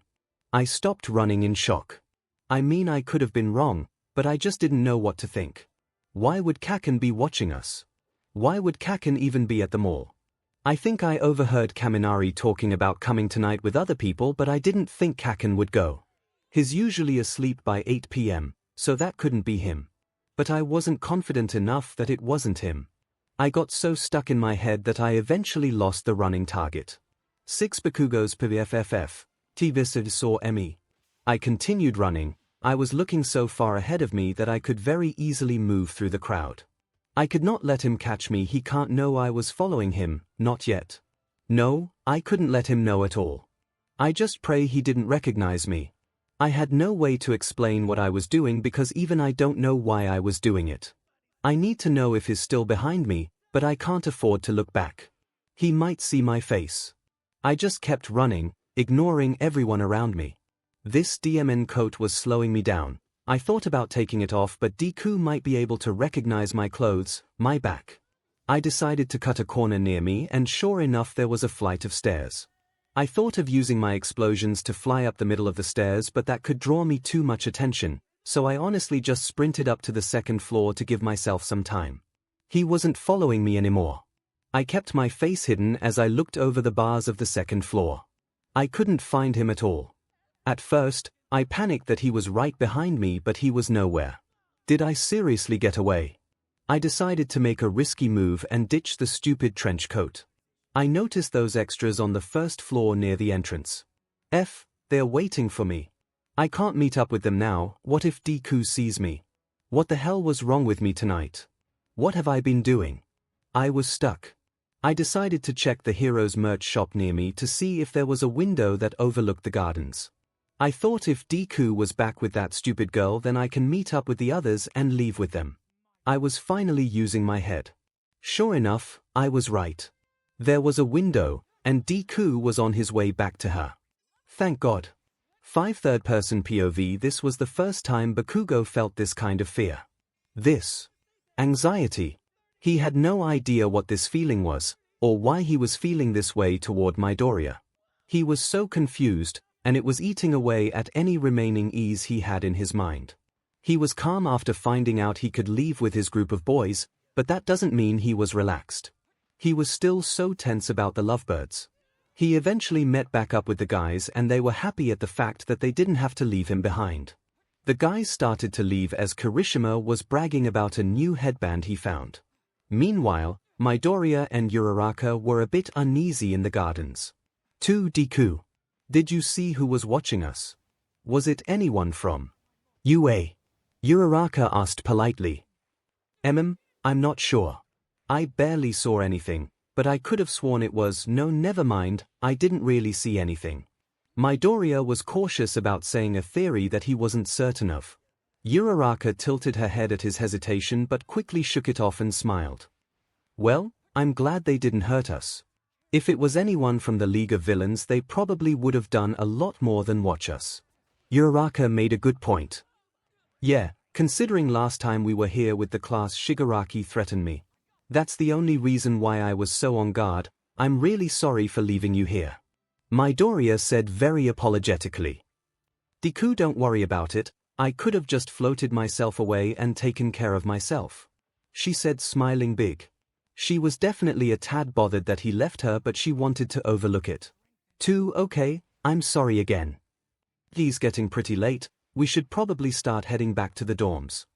At this point, Midoriya wasn't feeling good. The anxiety he's been feeling all night has turned into nausea. He's not going to mention that part, but he'll feel bad about it nonetheless. Oh. Yes, sure, that's fine. Let's go. 𝗎𝗪𝗏 was surprised to cut the date short. She wanted to stay out as long as they could. But she wanted him to be happy, so if he wanted to head out early then she was okay with that. The couple made their way back to Heights Alliance at UA, making small talk and laughing about first-year memories while the boys were only a short way ahead of them. Because of the slower speed the boys were walking, eventually they ended up in the sight of Midoriya. 𝗎𝗪𝗏 kept looking to the ground in nerves and disappointment. Her first kiss idea didn't go as planned. Midoriya couldn't tell who it was yet and didn't want to tune out of the conversation with 𝗎𝗪𝗏. Eventually, they were a few meters away from Heights Alliance. They were also almost caught up with the boys as they weren't really trying to converse with them. But then, Kaminari turned his head a little too far and noticed them in the corner of his eye. Whoa, Midoriya. 𝗎𝗪𝗏. Hey guys. Where were you tonight? Kaminari waved as he singled them out. Bakugo's eyes widened as he hesitantly turned to see the lovebirds behind them. Oh, we were just at the mall. Midoriya said, rubbing the back of his neck and blushing with anxiety. 𝗎𝗪𝗏's eyes closed from nerves. No way. So were we. 𝗓𝗫𝗄𝗏 declared. Bakugo thought. Why you guys were there too? Midoriya tilted his head. Maybe. Who I saw was Kaken. Bakugo immediately turned back around to avoid locking eyes with Midoriya. He could have been relieved at Midoriya's confusion about them being at the mall, as that would mean Midoriya doesn't know that he was following them. But he was still terrified. He knew Midoriya was smarter than that. If he knew Bakugo was there, he wouldn't ask in front of these guys. And Bakugo had a right to be afraid. Midoriya was catching on. Are you guys coming in? 𝗎𝗪𝗏 asked as he opened the front doors of the dorm for everyone. Oh yeah. Hey Kaken. Could you wait for me before going inside for a sec? I just have to talk to 𝗎𝗪𝗏 real quick. Midoriya wasn't certain, but he just wanted to see if Bakugo was the one watching them. He wasn't sure he'd admit it, but Bakugo wasn't exactly known for being the biggest liar, so he was hoping he'd get his answer. Meanwhile, Bakugo's heart sank. He knows. He knows I was watching them. He's gonna ask me about it. Quick, think of an excuse. Anything but the truth. Don't tell me what to do, nerd, Bakugo said calmly as he tried to sound annoyed to hide his fear. He leaned on the middle part of the wall between the two sets of front doors, waiting for Midoriya. 𝗎𝗪𝗏, I had a really great time tonight, Midoriya said with a friendly smile. 𝗎𝗪𝗏 was initially disappointed he didn't say anything else but that. She took off the jacket to give back to him. As he took the jacket, she also leaned in for what looked like a redo of their first kiss attempt. Midoriya started to feel really sick and he didn't know why, but he had to interrupt her. He had no idea how to politely interrupt her action, but this situation also caught the gaze of our little someone waiting. Hey, can you hurry it up, nerd? It's cold out here. Bakugo said in a normally angry tone, tiny crackles of explosions coming from his hands. He panicked. He didn't want them kissing, and he couldn't figure out why. But for Midoriya, at least he intervened. 𝗎𝗪𝗏 jumped back from Midoriya quickly in panic. Sorry, it's my fault. I'll see you in class, Deku. 𝗎𝗪𝗏 said with a startled voice but looked visibly disappointed. Midoriya noticed that and felt really bad for her. This was her second failed attempt, and he knew she was hurt by it. Can I talk to you later, 𝗎𝗪𝗏? After I talk to Kaken? Midoriya asked seriously but in a friendly tone. Why, sure. I'll wait for you in the common room. Perfect. Just give me a few minutes. Midoriya looked at Bakugo as if to signal to him that it was time to talk. 𝗎𝗪𝗏 quietly walked past him into the dorm building. Bakugo crossed his arms as he walked over to Midoriya under the singular lamp post on the left side of their building's entrance. Plus, what is this about, Deku? Bakugo asked seriously. Why were you watching us at the mall? Midoriya got straight to the point. Bakugo froze up. He was right. He knew. Why were you watching us at the mall? Bakugo slightly opened his mouth in surprise. He looked down to the left and slightly blushed. What are you talking about, DMN nerd? Bakugo wasn't as afraid right now as he was embarrassed. Well, I'm not really sure about the weird coat you were wearing, but the blonde spiky hair is a dead giveaway. Midoriya wanted to be right, and it would be really embarrassing if he wasn't. But Bakugo didn't know he had doubts, he just thought he was completely busted. He waited too long to find the words he was looking for. Midoriya caught on to that quickly as he wouldn't make eye contact, which is the behavior of a liar. 5. So I was. Right. It was you. Usually, you are much better at lying by yelling random stuff, so what's different this time? Midoriya said in a serious tone. He wasn't mad, he was just confused. I'm tired, you idiot, and I just want to go to bed, Bakugo growled. You didn't deny anything, Midoriya claimed. Bakugo was quiet, still not looking up at him. Midoriya caught on to his nerves. Kaken, I'm not mad, why were you being so suspicious? Would you believe me if I told you I don't know? Bakugo genuinely asked him, putting his hands in his pockets and closing his eyes. Midoriya gasped. He didn't even know what that meant. To Midoriya, how did Bakugo just admit to losing control of himself? Midoriya just witnessed something he never thought was possible with Bakugo. He's shown so much vulnerability during this entire conversation, and he knows how much Bakugo is afraid of that. Midoriya actually started smiling big after realizing all of this, so big that he was squinting his eyes closed. Bakugo finally opened his eyes to see Midoriya's big smile stretch his face, making the blonde blush so hard that it was insanely noticeable. Luckily Midoriya had his eyes closed, so Bakugo had time to calm his blushing. As Midoriya opened his eyes, they made eye contact. He still saw the redness on Bakugo's face as it dialed down. Midoriya's heart jolted like it skipped a beat. It was so loud. The anxiety he was feeling was overwhelming him. He was scared that he was gonna get sick again like with 𝗎𝗪𝗏. But he never did. He never got nauseous, and he never got uncomfortable. It was just butterflies in his stomach. Intense butterflies. Just from Kaken blushing. What is happening to me? His red eyes are less intimidating. I've never looked at them like this. Kaken. Meanwhile, Bakugo's heart jolted as well. He was so nervous about what Midoriya could be thinking about him blushing. It was embarrassing. He was vulnerable. He didn't know what to do. What is this feeling? Deku's eyes. I feel so calm when I look at them. I've always been so afraid of this feeling, but I accidentally let it take over me this time. What the F is happening? Why am I letting this happen? This isn't me. SHT. They just kept looking at each other while their individual thoughts rushed through their heads. They both then thought about how to break this awkward exchange. 17 Kaken. Midoriya asked, his blushing intensified. I'm sorry for following you guys. I was just curious, that's all. And don't ask about the coat, you 𝗬𝗪𝗏. Bakugo said while trying to calm down and stop blushing. Don't worry about it, I just asked because I was also curious. It's nothing, Okay. Midoriya said in a super friendly tone. The awkward tension was dispersing and Bakugo let out a 𝗧𝗵𝗲 that made Midoriya chuckle. They both walked into the dorm building seeing the rest of their class hanging out on the couches. Now was the time Midoriya talked to 𝗎𝗓𝗏. Hey 𝗎𝗓𝗏. Can we talk now? Midoriya said while nervously scratching the back of his neck. Bakugo looked at him with the most criminal side eye and let out a 𝗧𝗵𝗏 before going in the direction of the elevator with his hands in his pockets. Kaken! Midoriya called out to him. Bakugo stopped and turned to him as Midoriya waved goodbye to him. He smirked at his wave and continued walking to the elevator. He was so relieved that their conversation wasn't what he originally expected. Midoriya was so sweet to him. Meanwhile, 𝗎𝗓𝗏 was making her way to Midoriya as he then gestured for them to go past the couches and tables into the kitchen. He was hoping none of their classmates were over there. Luckily there weren't. Hey Deku, what's up? What did you and Bakugo talk about outside? 𝗎𝗓𝗏 asked, not caring that she was kind of prying. It's nothing, just something between Kaken and me. I'm sorry but I'll have to tell you another time.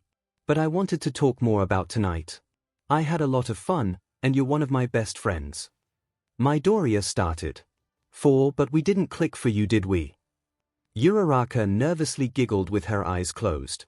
𝗬𝗏𝗿𝗺𝗏. No, it's not. Midoriya fumbled. Don't worry Deku, it's okay. I realized it when you grabbed your stomach after we left the gardens at the mall. You felt sick, didn't you?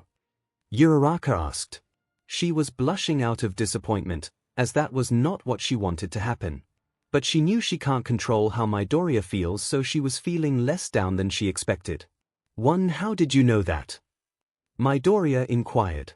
I've had that feeling before for a boy in middle school, plus I'm a MSTR at noticing when people get sick to their stomach considering how often I do when I overuse my quirk. 𝗎𝗓𝗏 was very understanding. She decided to tell herself not to be too sad about it because in the end she and Midoriya would be close friends until the very end. I'm sorry, I don't think it's you at all because you're so amazing, 𝗎𝗓𝗏. I think there's something going on with me that I just don't quite understand yet. I have a lot to think about. Midoriya said very sympathetically. He knew that this could have hurt 𝗎𝗓𝗏 and that was the last thing he wanted to do. I think I know what you mean, and if you ever want to talk about how you're feeling or just anything at all, I'm always here. She said with a big smile, putting her hand on his arm to show support. Anyway, I have to get back to our classmates. We are voting on a movie to watch tonight. You wanna watch with us? I honestly think I need to rest. I've got training with Kaken tomorrow and I'm really nervous he's gonna kill me. Okay. See you in class, Deku. Midoriya wasn't nervous about Bakugo killing him. In fact, he didn't even think that was a possibility anymore, not after their awkward moment outside earlier tonight. He just wants more time to himself to think about what he felt earlier, about something he's never felt towards Bakugo before. The next day, classes went as usual. Nothing out of the ordinary. By the time training came around, Midoriya was ready to put All Might's new plan to use. Don't worry, it wasn't like some super cool awesome badass plan. It was just something they never thought of. All Might had Midoriya meditate before having Bakugo attack him. All Might led a guided meditation for Midoriya which led Bakugo to feel extremely bored. He was just sitting on the floor with crossed legs holding his head up with his hand. He let out a big casual sigh as he listened to All Might and watched Midoriya slip into a mindless trance. He was trying to get Midoriya to dig deep to unlock 𝗵𝗃𝗏 from his mind. Bakugo didn't know where to look, so he just started examining Midoriya with a boredom frown. He thought his costume was so stupid. I mean, why does he have that stupid bunny hood if he never wears it? But something he did notice is that Midoriya looked quite good in it regardless of how stupid it looked. The way it wasn't skin tight or bulky, it was perfect for his physique. He quickly shook the thought from his head as Midoriya opened his eyes from the meditation. All Might helped him up and directed Bakugo to get ready. Young Bakugo, this will be good for you to practice your ultimate moves again and develop them further. You too, young Midoriya. If 𝗵𝗃𝗏 just doesn't end up coming out, just fight Bakugo back with the first move that pops into your head.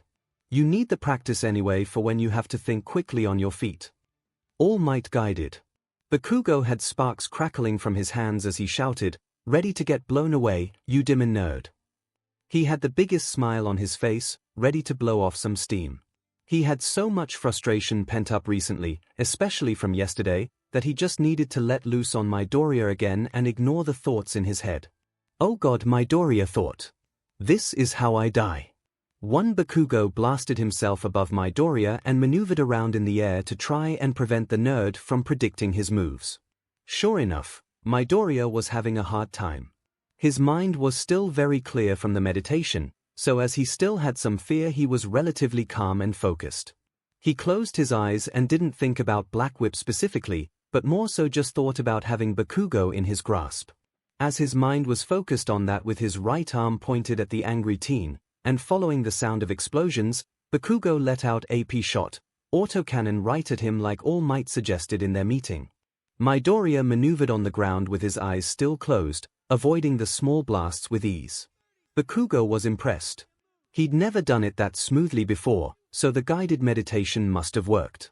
Bakugo decided to try and end this quickly by throwing All Might's suggestions out the window and try a new improvised move which he didn't exactly have a name for yet, throwing one of his grenades at Midoriya while flying towards his back to hit him with 2 explosions at once from 2 different sides. As soon as the grenade went off, Bakugo exploded his back. He wasn't even supposed to have any equipment, but it didn't even surprise Midoriya that much. At the exact same time of Bakugo's attack, Black Whip came out and wrapped itself around the blonde's left arm as it threw him to the ground. Midoriya jumped on him as Black Whip went back in, pinning the other boy's left arm down with his leg while also grabbing the boy's right arm up and away from his face. Bakugo was absolutely stunned. He never expected anything like this from Deku. Usually in a real fight, Bakugo wouldn't hesitate to turn his wrists to his attacker and let out as many explosions as possible to get out of their grasp, but he was stunned. He just laid there, breathing, as he looked at Midoriya with absolute shock on his face. Midoriya himself even looked shocked at his own counter. They stayed there for a minute just breathing heavily. Bakugo had a slight pain in his left shoulder from the earlier tug of Black Whip, but it didn't really bother him at all, it was just noticeable. Midoriya's hair wasn't singed this time luckily, just his chest was covered in ash from the grenade's explosion. Bakugo admired that for a second before putting on his usual pissy act. Get off of me already. Bakugo went from stunned to zest. He couldn't believe Midoriya beat him. He had managed to win during every training match, except this one. To be honest, Bakugo couldn't exactly tell if he even wanted Midoriya to get off of him. He was a little too comfortable with how they were in that moment. I won this fight, Kaken. And I won't apologize, Midoriya growled as he tightened his grip on Bakugo's right arm for a split second. He was proud of himself for the small progress he made with Black Whip and Bakugo both. He did end up getting off of the other boy and lending him a hand to get up. For once, he accepted it like a bro, of course. They looked at each other with mutual respect as their hands clenched tighter when Bakugo stood up. As rivals, they had definitely helped each other improve. Bakugo's moves were impressive during that match, but Midoriya's quick thinking was what stood out to All Might. 7 Good job, kid.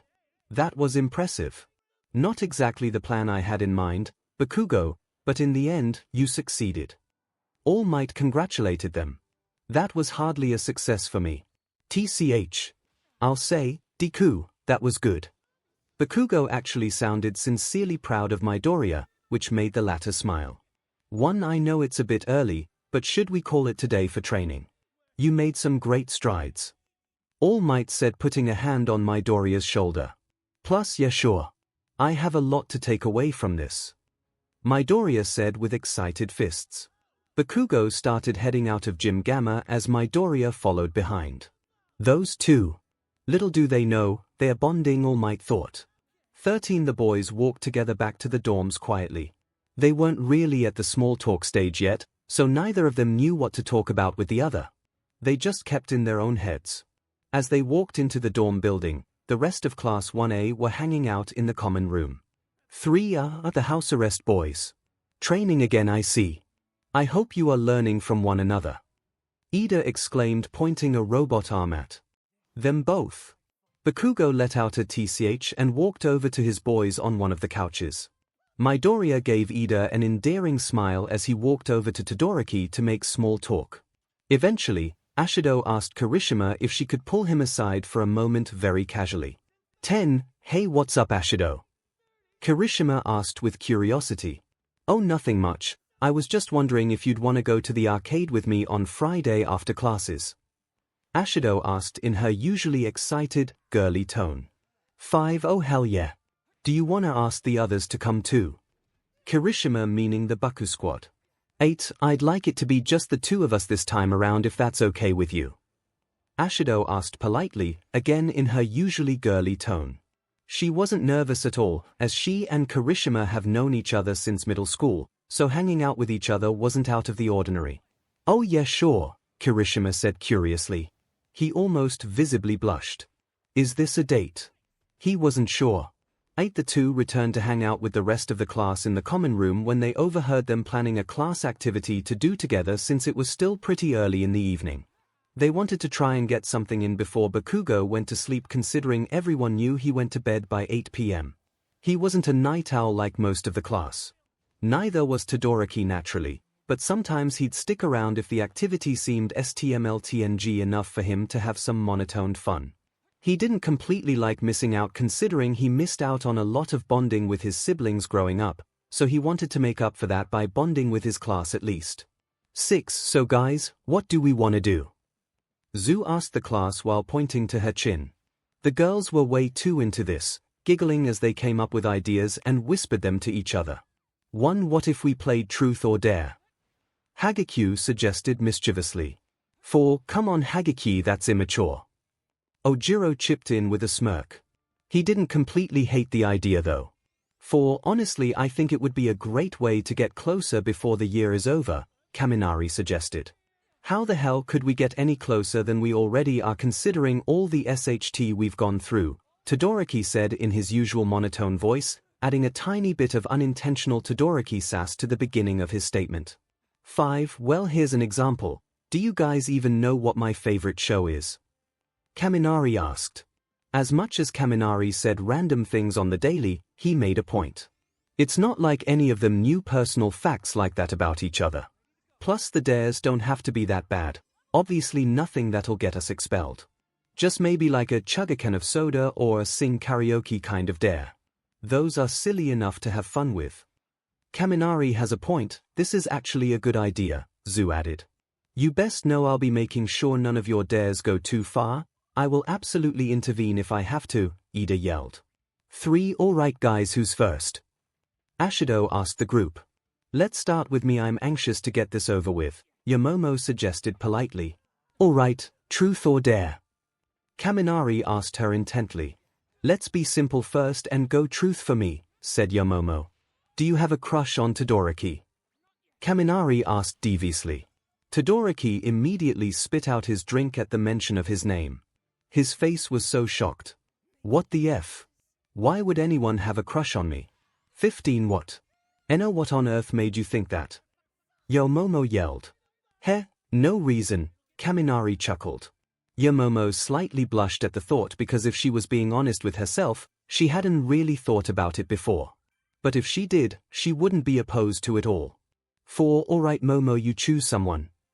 Ashido yelled. Alright, Bakugo, truth or dare? Bakugo let out a "heh" under his breath. He was really hoping no one would make him participate, but it was kind of unavoidable considering how much the class didn't know about him plus how much they teased him. Dare you idiot, I'm not telling you anything. Bakugo growled. He was so annoyed. 𝗵𝗲𝗄 had to consult the other girls on a good date before Hagekyu gave her a great one. I dare you. 2. Take Midoriya into your room for 10 minutes. 𝗵𝗲𝗄 laughed. She was rarely mischievous like this, but she was feeling it tonight. 16. What the hell? FNO, what's wrong with you? Bakugo shouted with angry white eyes and angry spiky teeth. Damn it, Midoriya thought as he felt a pit forming in his stomach. No one had seen Bakugo's room, and he was about to be in it. With him. For 10 minutes. His face turned into a nervous squiggle as his eyes sank into despair. He was terrified. 1. Bakugo, you have to do it. Or else you'll get an even worse stare. 𝗧𝗵𝗲 giggled as she teased him. Like hell. Who's gonna make me? Bakugo had sparks coming from his palms.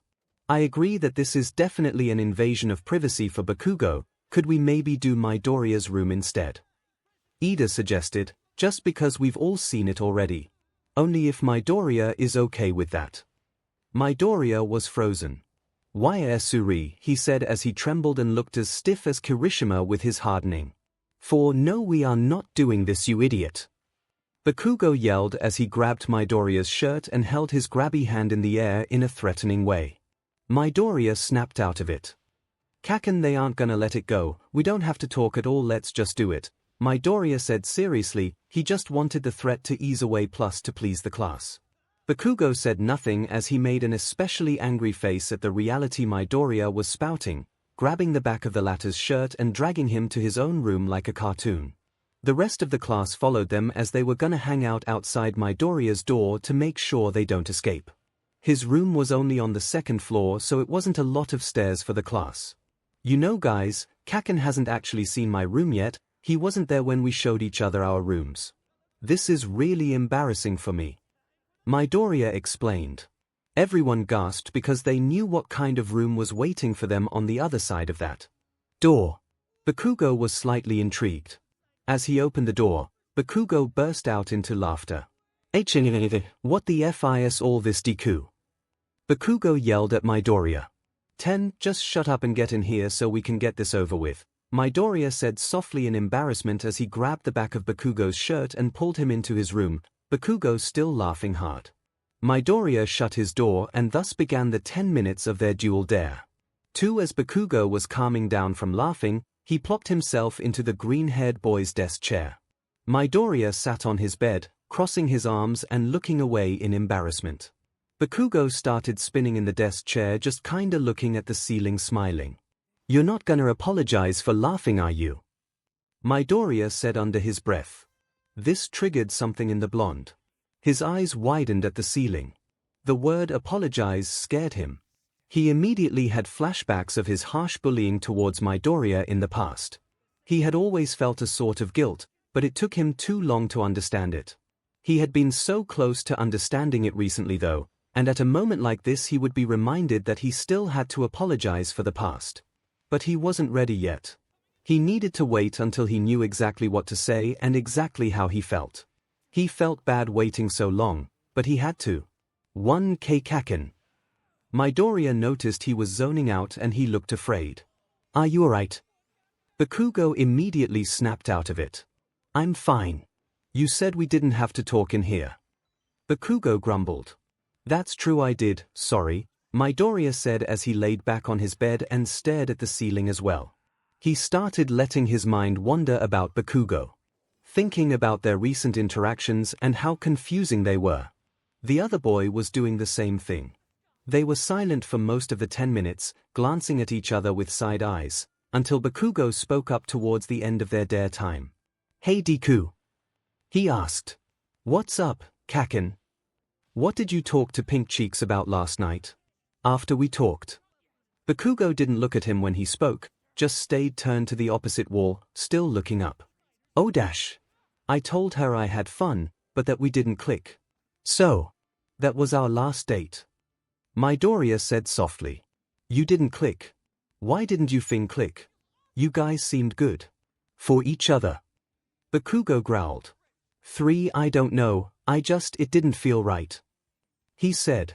It didn't feel right. How did I know that? Is this what Mom meant by it'll feel right?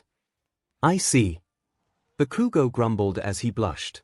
He didn't know why, but he felt relieved. Soon enough, their 10 minutes were up. They heard a knock from the class as Kirishima yelled out to them. Hey guys. Your time is up. As Midoriya opened the door, the entire class was staring at him, Bakugo just barely getting out of the desk chair. So what happened? Ashido asked as Midoriya squealed. Nothing, you losers, we were quiet the entire time, Bakugo added in annoyance. I definitely heard some chit-chat just now, so what was that then? Kaminari teased. It was me asking when it was gonna be over. Also I poked fun at his dumb action figures, Bakugo yelled. Midoriya was thankful he didn't repeat what they talked about, but he didn't expect him to. His childhood friend may have been a hothead, but he knew how to keep secrets. You guys are so boring. Ashido cried out. For as the rest of the class continued their truth or dare, Bakugo eventually snuck away without notice and went to his room for bed. He was over all of this, but he was also conflicted. He couldn't stop thinking about Midoriya and he had no idea why. He needed to figure this out or else he'd be even more frustrated and blow up. Todoroki eventually got so tired he was falling asleep on the couch when Midoriya called out for him to go to bed. He nodded in monotone as he got up and walked toward the elevator. His room was on the 4th floor. As he walked to his room, he noticed a rather odd and out-of-place figure standing by his door. It was Bakugo. Hey 𝗧𝗵𝗲, can we talk? Bakugo growled at him calmly.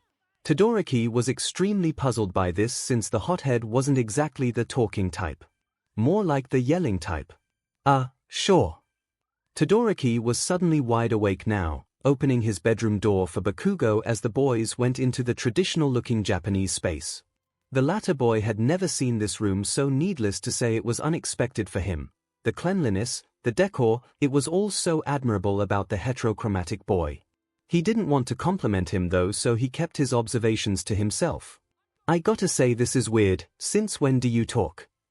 Todoroki asked as he walked to his bathroom to grab a washcloth to wash his face. Listen, I know it's weird, it's not like me. But shitty hair and the others are having fun down there and I thought talking to you would help, in a way. Bakugo said calmly, still in a bit of a growly voice but also softer than normal. Okay, well. What do you want to talk about? The heterochromatic boy asked with curiosity as he started gently rubbing his face with the washcloth. It's about Deku. Todoroki's eyes widened at the mention of Midoriya. What the hell? Why would he need to talk about Midoriya? What is this about? His mind was racing as he kept a mostly monotone face, putting the washcloth in the sink. He made his way over to Bakugo, who was sitting on one of his Zaisu chairs, and sat in the chair diagonal from the red-eyed boy so he could be a better listener. Bakugo, I'm a little confused. What on earth about Midoriya do you need to talk about? 𝗧𝗵𝗲, I don't know. I was just going to spill what's on my mind and have you tell me what it means, damn it. Bakugo growled out. The red and white-haired boy was even more confused. Okay then. I'm listening. For one, I need to get better at telling people the truth on my mind. What do you mean by that? Do you lie a lot? Todoroki seemed confused. Well, yes and no, you idiot. I'm surprised you haven't noticed at least a few lies. Bakugo was usually very truthful in specific ways. He didn't feel a need to hide his rage or act a specific way, polite, collected, nice, etc. He always just acted like himself. Like who he was brought up around. But recently he's felt a habit of having to hide the way his mind wants him to act. It scares him to act differently than he's used to. He's also very good at lying, however, using rage to cover up certain emotions to prevent from feeling weak. He's also done a great job at keeping the secret of one for all from anyone, as he thinks it's actually vital to keep that one under wraps. The reason Bakugo went to Todoroki for this was not just because Todoroki is a good listener even though he can be a little too literal sometimes, but also because he was one of Midoriya's closest friends. He needed help to understand if this was a normal way to feel around Midoriya, if it was just his charm or something, considering Bakugo has never been close to Midoriya in the way Todoroki is. Even though Bakugo is the closest to Midoriya, they still have their rivalry and specific behaviors towards each other, so he needed to understand Todoroki before he understood himself. He felt odd going to Ida or Uraraka as he wasn't even remotely at a casual speaking stage with either of them. Considering the time they spent together during their supplemental classes, Bakugo felt Todoroki was the best option. 3. Honestly, I never really thought that much into it, but I wouldn't initially expect you to lie about a lot of things. Todoroki continued. I don't expect you to understand you 𝗬𝗵𝗲. I'm just trying not to lie to you because I genuinely need help. I'm not used to opening up to people, so this is weird for me, get it? Bakugo yelled at first, but then softened down as he went on. I understand, it's hard for me too. I've only ever opened up to Midoriya before, so I know how hard it can be to trust someone you never thought you could. Todoroki said in monotone, but the red-eyed boy could tell he really cared. Bakugo chuckled at this, which made Todoroki let out a under his breath. You know, you never realized you told me that stuff too. About your dad. You weren't aware, but I listened in on you and Deku talking. I honestly just wanted a leg up in the sports festival, but I definitely wasn't expecting a trauma dump, Bakugo said, looking down while smirking. Todoroki had a quick look of shock on his face, but it quickly turned into a small smirk. He didn't mind Bakugo knowing about what he told Midoriya that day. He was even relieved at how chill Bakugo was about it. He was definitely comfortable with listening to what he had to say now. 5. So back to you, what's going on with Midoriya? Todoroki asked. I've been training extra with him recently. I also know a super special secret about him, one I can't tell you about, so don't ask. And don't be upset about it either. I know Deku. He respects you a ton, and it would help a lot if you knew so. He will tell you about it eventually. 𝗧𝗵𝗲, anyway, between all of this stuff, we've grown a lot closer. Bakugo was being very serious in this moment. It was visibly hard for him to say a lot of this out loud, and Todoroki could see that, so he made sure he lent his full attention to the blonde boy to make him feel extra comfortable. He didn't mind the secret part, although he did question why Midoriya wouldn't confide in him with a secret that big that even Bakugo couldn't tell him, but he tried to understand what Bakugo said. When he needs him to know, he'll tell him, so he put the secret aside in his mind to focus. I've noticed you guys seem to be acting like friends a lot lately. We are not friends, you idiot. Bakugo interrupted. Todoroki was a bit set back by his sudden anger, but he smirked as he knew what Bakugo truly meant and gestured to him to continue talking. I keep thinking things in my head that are so unexpected. And I feel things that are so out of the ordinary. Yuji, why does this have to be so hard? Bakugo was audibly frustrated, tears sitting in his eyes, but he wasn't going to let them fall down his cheeks. They weren't sad tears, just frustration tears. 5. I'm not sure what you mean, Bakugo. I need an example. Todoroki added, a bit worried that he was about to make Bakugo even more frustrated, but he genuinely couldn't help him while confused like this. 1. 𝗧𝗵𝗲, Bakugo straining to get the words out. When I look into his stupid eyes, I get this weird feeling in my stomach. My face gets warm. Bakugo frustratingly grunted out, with Todoroki not really following. 1. Are you sick? Todoroki asked, which made Bakugo put a really dumbass expression on his face. Bakugo sighed as he continued. 12. When you talk to Deku, do you get a tingle in your stomach? Almost like fear. But it's not fear. Bakugo asked slowly. No, I'm not afraid of Midoriya. Todoroki added. Oh my god, no, you idiot. I can't find the right words. Bakugo was starting to think maybe Todoroki wasn't the best person to go to about this. 5. Do you maybe have feelings for Midoriya? Bakugo's eyes widened. No, he didn't want that to be it. He was silent, staring at the table in front of them. You know it's okay to feel that way, right? I mean, if you do. Todoroki continued. Bakugo still saying nothing. Bakugo, I'm sorry, I've never felt that way towards anyone. It's kind of hard for me to feel that connected to a person. So, I can't talk to you in a state of relation, but I can tell you I don't feel that way towards Midoriya. And I can practically assume Ida doesn't either. Uraraka, however. 3. You keep that round face speech out of this. Bakugo snarled. Bakugo, she might understand how you're feeling. I said don't. As Bakugo got more infuriated at the mention of Uraraka, his right hand reached for Todoroki with sparks crackling in his palm. His movements were slowed, however, with the distraction of his emotions. Todoroki grabbed his wrist and twisted it to pin him to the table, with his other hand on Bakugo's right shoulder. Tears finally fell from Bakugo's eyes, but he was still rageful. 2. Bakugo. Calm down. You're too worked up. We can't talk when you're like this. Todoroki yelled as he felt the rageful boy's muscles relax in his palms. Todoroki took his hands off Bakugo to allow him to sit up. I'm sorry for that, but you were getting too worked up. You were slow enough for me to react quickly enough to pin you down. I'm sorry for mentioning, you know. Todoroki was finally catching on.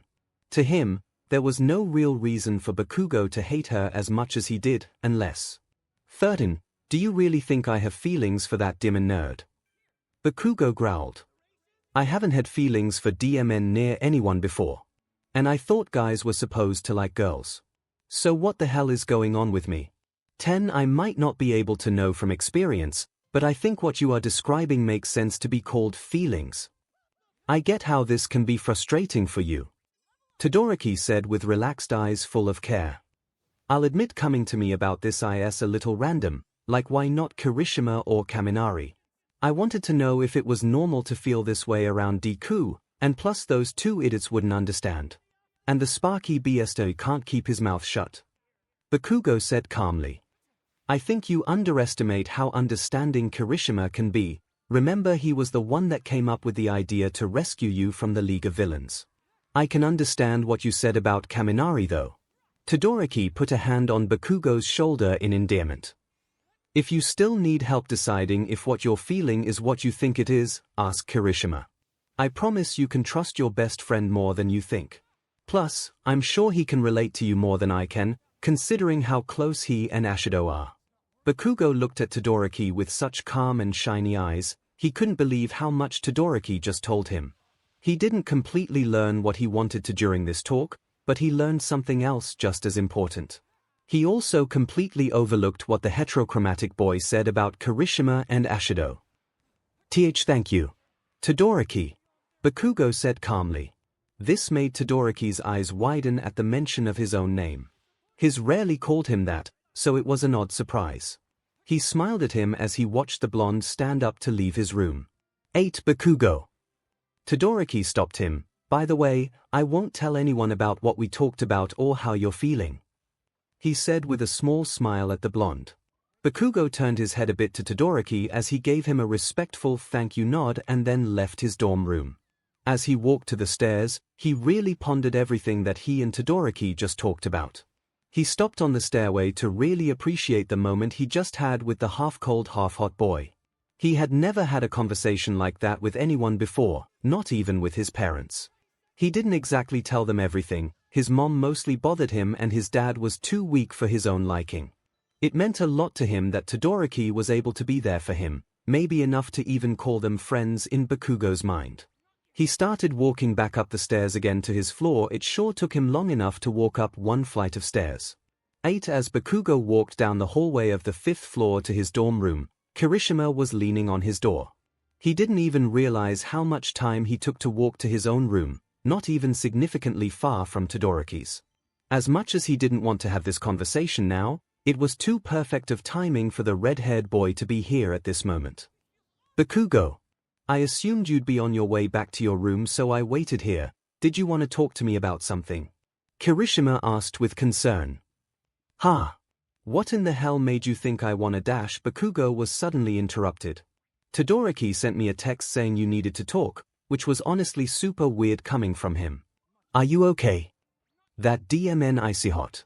Bakugo sincerely did appreciate Todoroki texting him in the end though, but in the moment he was just surprised. But it made sense considering the perfect timing. Yeah, hold on a sec, no one's ever been in my room before, so if you mention this to anyone I'll kill you, Bakugo growled as usual. 2 Bro, chill, it's just me, I won't say anything about what I see. Okay idiot, it's not that bad, it's just the fact that I even allowed you in here that I don't want people knowing. Got it, no problem dude, 𝗧𝗵𝗲 said as Bakugo directed him to enter his room. Bakugo's room was very clean. He cared a lot about hygiene, so his room is no different. He was also very organized. He didn't have much on his desk or anything, just his homework and a couple of notebooks laid out. He also had an All Might trading card on his desk near his homework, yes, that All Might trading card, along with a stubby All Might action figure standing alongside it. He had white sheets and a black duvet cover. On the shelf on his bed frame he had a couple of books and an alarm clock. No posters, very plain walls. He did have a corkboard on the wall above his desk, tacked with very few but random photos. One was a photo of the pro hero headshot, another photo was a postcard of the Tokyo Tower, and the last photo was of a cat skull, not disgusting, just aesthetic. He had a dark grey beanbag chair on the floor next to his desk, a black blanket folded and draped over the top. 𝗵𝗃 marveled at the room he had been so curious about for ages, not like it was impressive. He was just happy to be the first one in Bakugo's space. The red-haired boy plopped himself onto the beanbag as Bakugo sat on his bed with crisscrossed legs, propping his head up with his arm. So Baku bro, what do you need me for? 𝗵𝗃 asked him. I have a problem. Bakugo started. At first, I didn't know if I wanted to tell anyone, but then that 𝗬𝗵𝗲 happened to be in the right demon place at the right time and Bakugo was straining to get the words he needed again. He told me to trust you with this. Geez bro, how serious is this? You look pale as hell. 𝗵𝗃 was now seriously concerned for his best friend. Do you know anything about being into guys? Bakugo shamefully let out. Why do you ask? Because I think Bakugo sniffled in the middle of his sentence, tears forming in his eyes. I think I might be into guys. 24 Whoa, what makes you think that? 𝗵𝗃 just asked the one question Bakugo was afraid of. He had to try to explain his confusion about Midoriya a second time, but it'll be easier for him this time because he's practically rehearsed this part with Todoroki, plus it's his best friend. He was gonna be fine. I think I might have feelings for Bakugo gritting his teeth at the thought of Midoriya. I think I have feelings for Deku. Midoriya. I mean that makes sense, you have been hanging out a lot lately. We aren't hanging out you shitty hair 𝗵𝗃. We just train. Bakugo scoffed. 2 right, so you think you are gay because you have feelings for Midoriya. 𝗵𝗃 blurted out. 2 don't say it like that. Bakugo scoffed as he felt back onto his bed, his legs uncrossed and dangling on the side.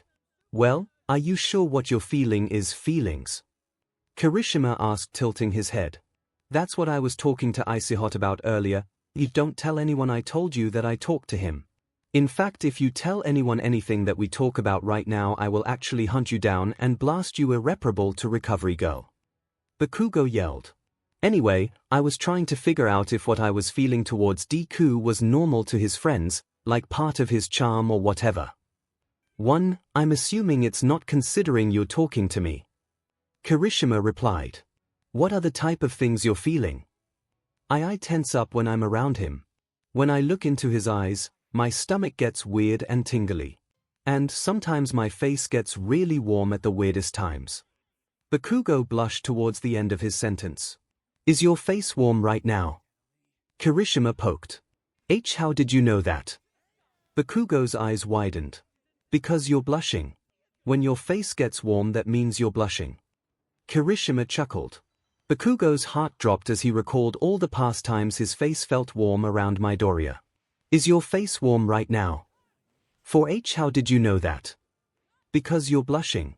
When your face gets warm, that means you're blushing. Shut up really. Bakugo yelled as 𝗵𝗃 giggled a bit more. Hara, but seriously bro, I think you and Todoroki got it right. I can tell for a fact you like Midoriya. 𝗵𝗃 made a fist in the air as to indicate pride. Bakugo's eyes opened as wide as they could, his jaw falling open only a bit.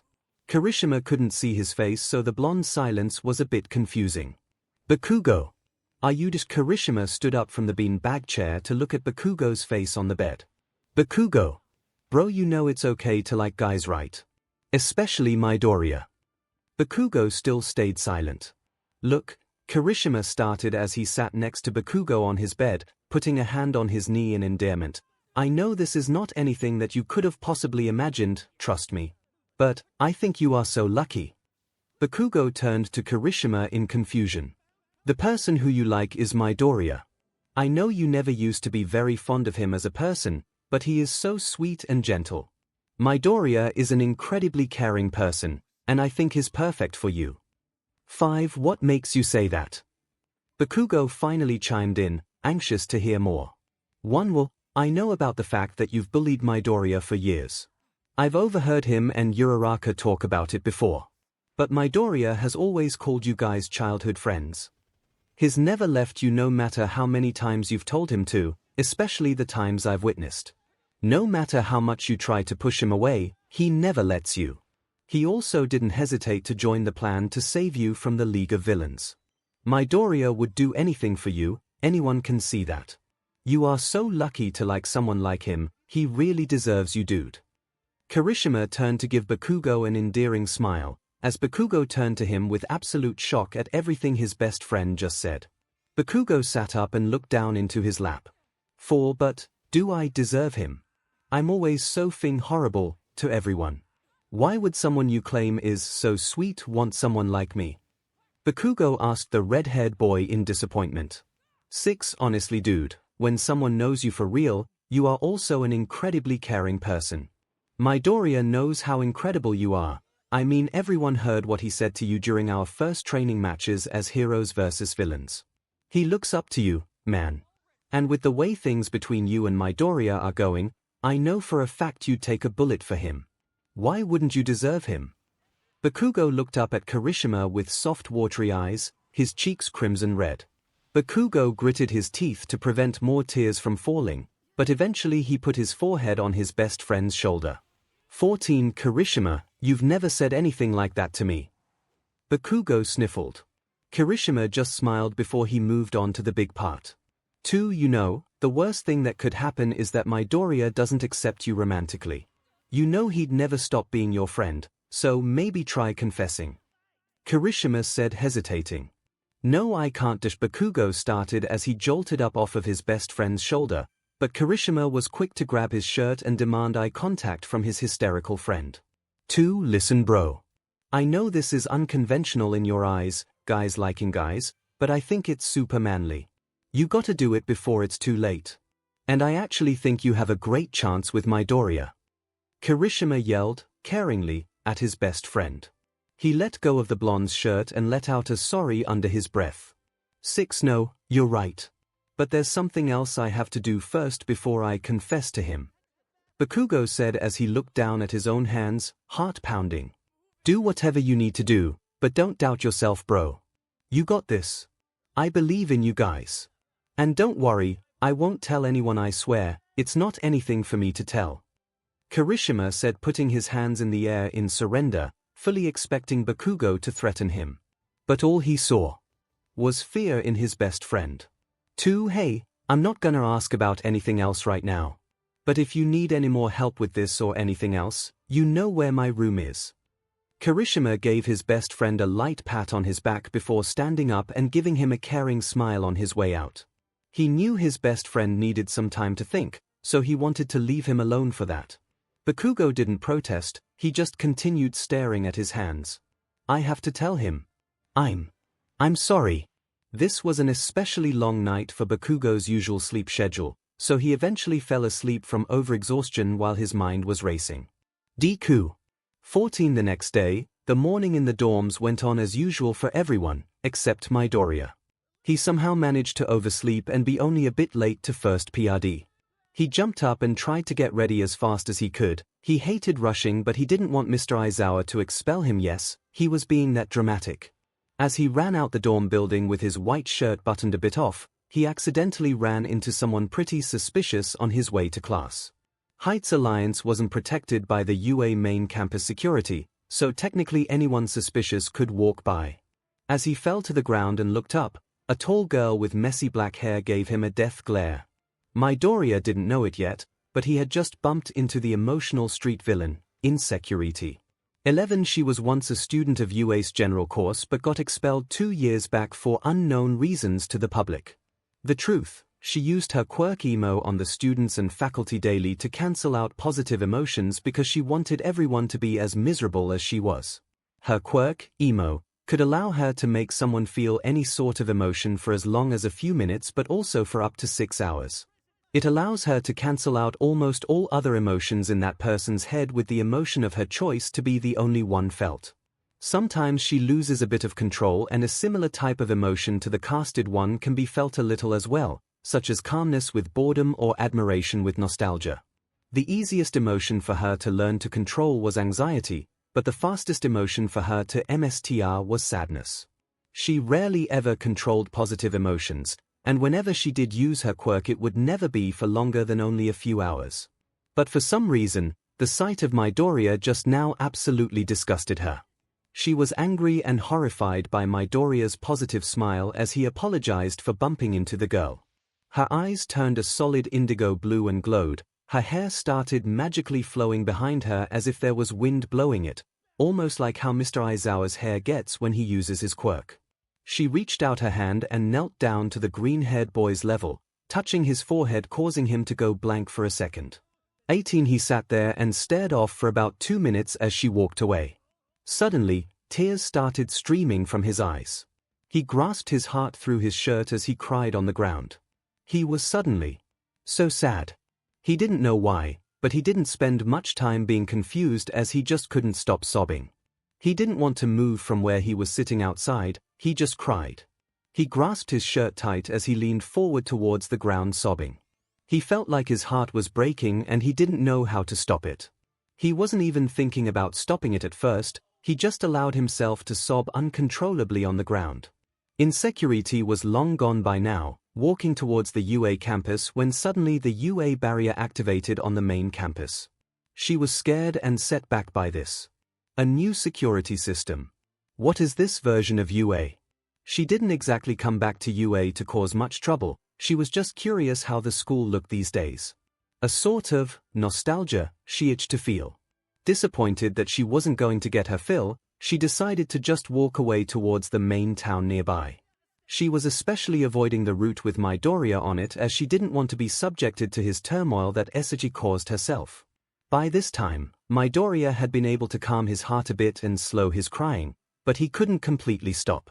He decided it wasn't worth going to class like this and that he should just wallow in his room. He didn't think to get Mr. Aizawa's help because he didn't realize this was a quirk's doing. He didn't get enough time away from his emotions to think clearly. Halfway through the day, poor Midoriya had cried so much that he overexhausted himself. He ended up falling asleep in his own bed and sleeping for a while, but still having very sad dreams with tears streaming from his eyes.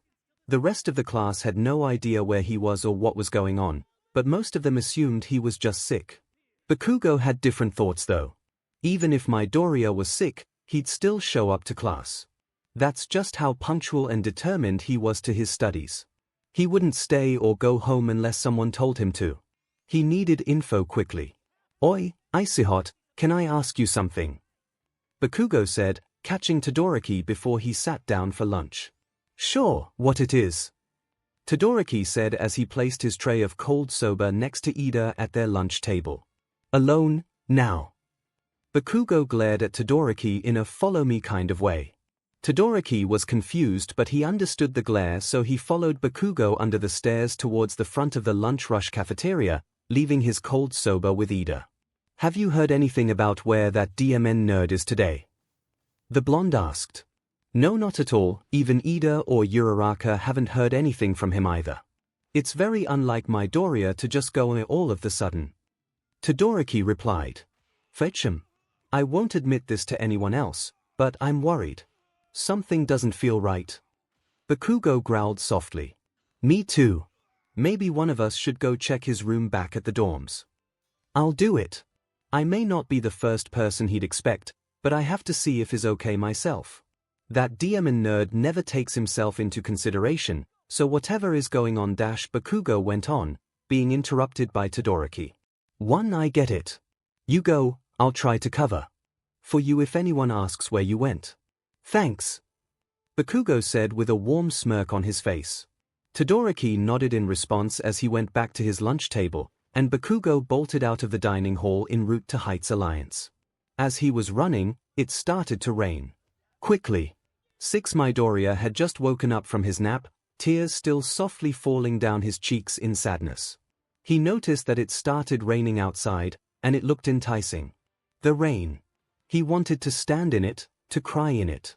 He took off his messy uniform that he fell asleep in and put on some black joggers and his t-shirt shirt and made his way to the courtyard of the dorm building. He just stood in front of the north set of small steps, taking in the feeling of the rain as he cried. Anything he thought about turned sad, regardless if it was truly a happy memory or not. One thing that did cross his mind often was Bakugo. He was so sad about their childhood and where they are now. He just wanted to be closer to him. He cried harder as he thought more about Bakugo, feeling the rain mix with his tears on his cheeks. Bakugo hated the rain, but he didn't let up his sprint at all regardless. He needed to see that Midoriya was safe and okay. He even questioned his own behavior as it seemed very out of character for himself, but he couldn't help it.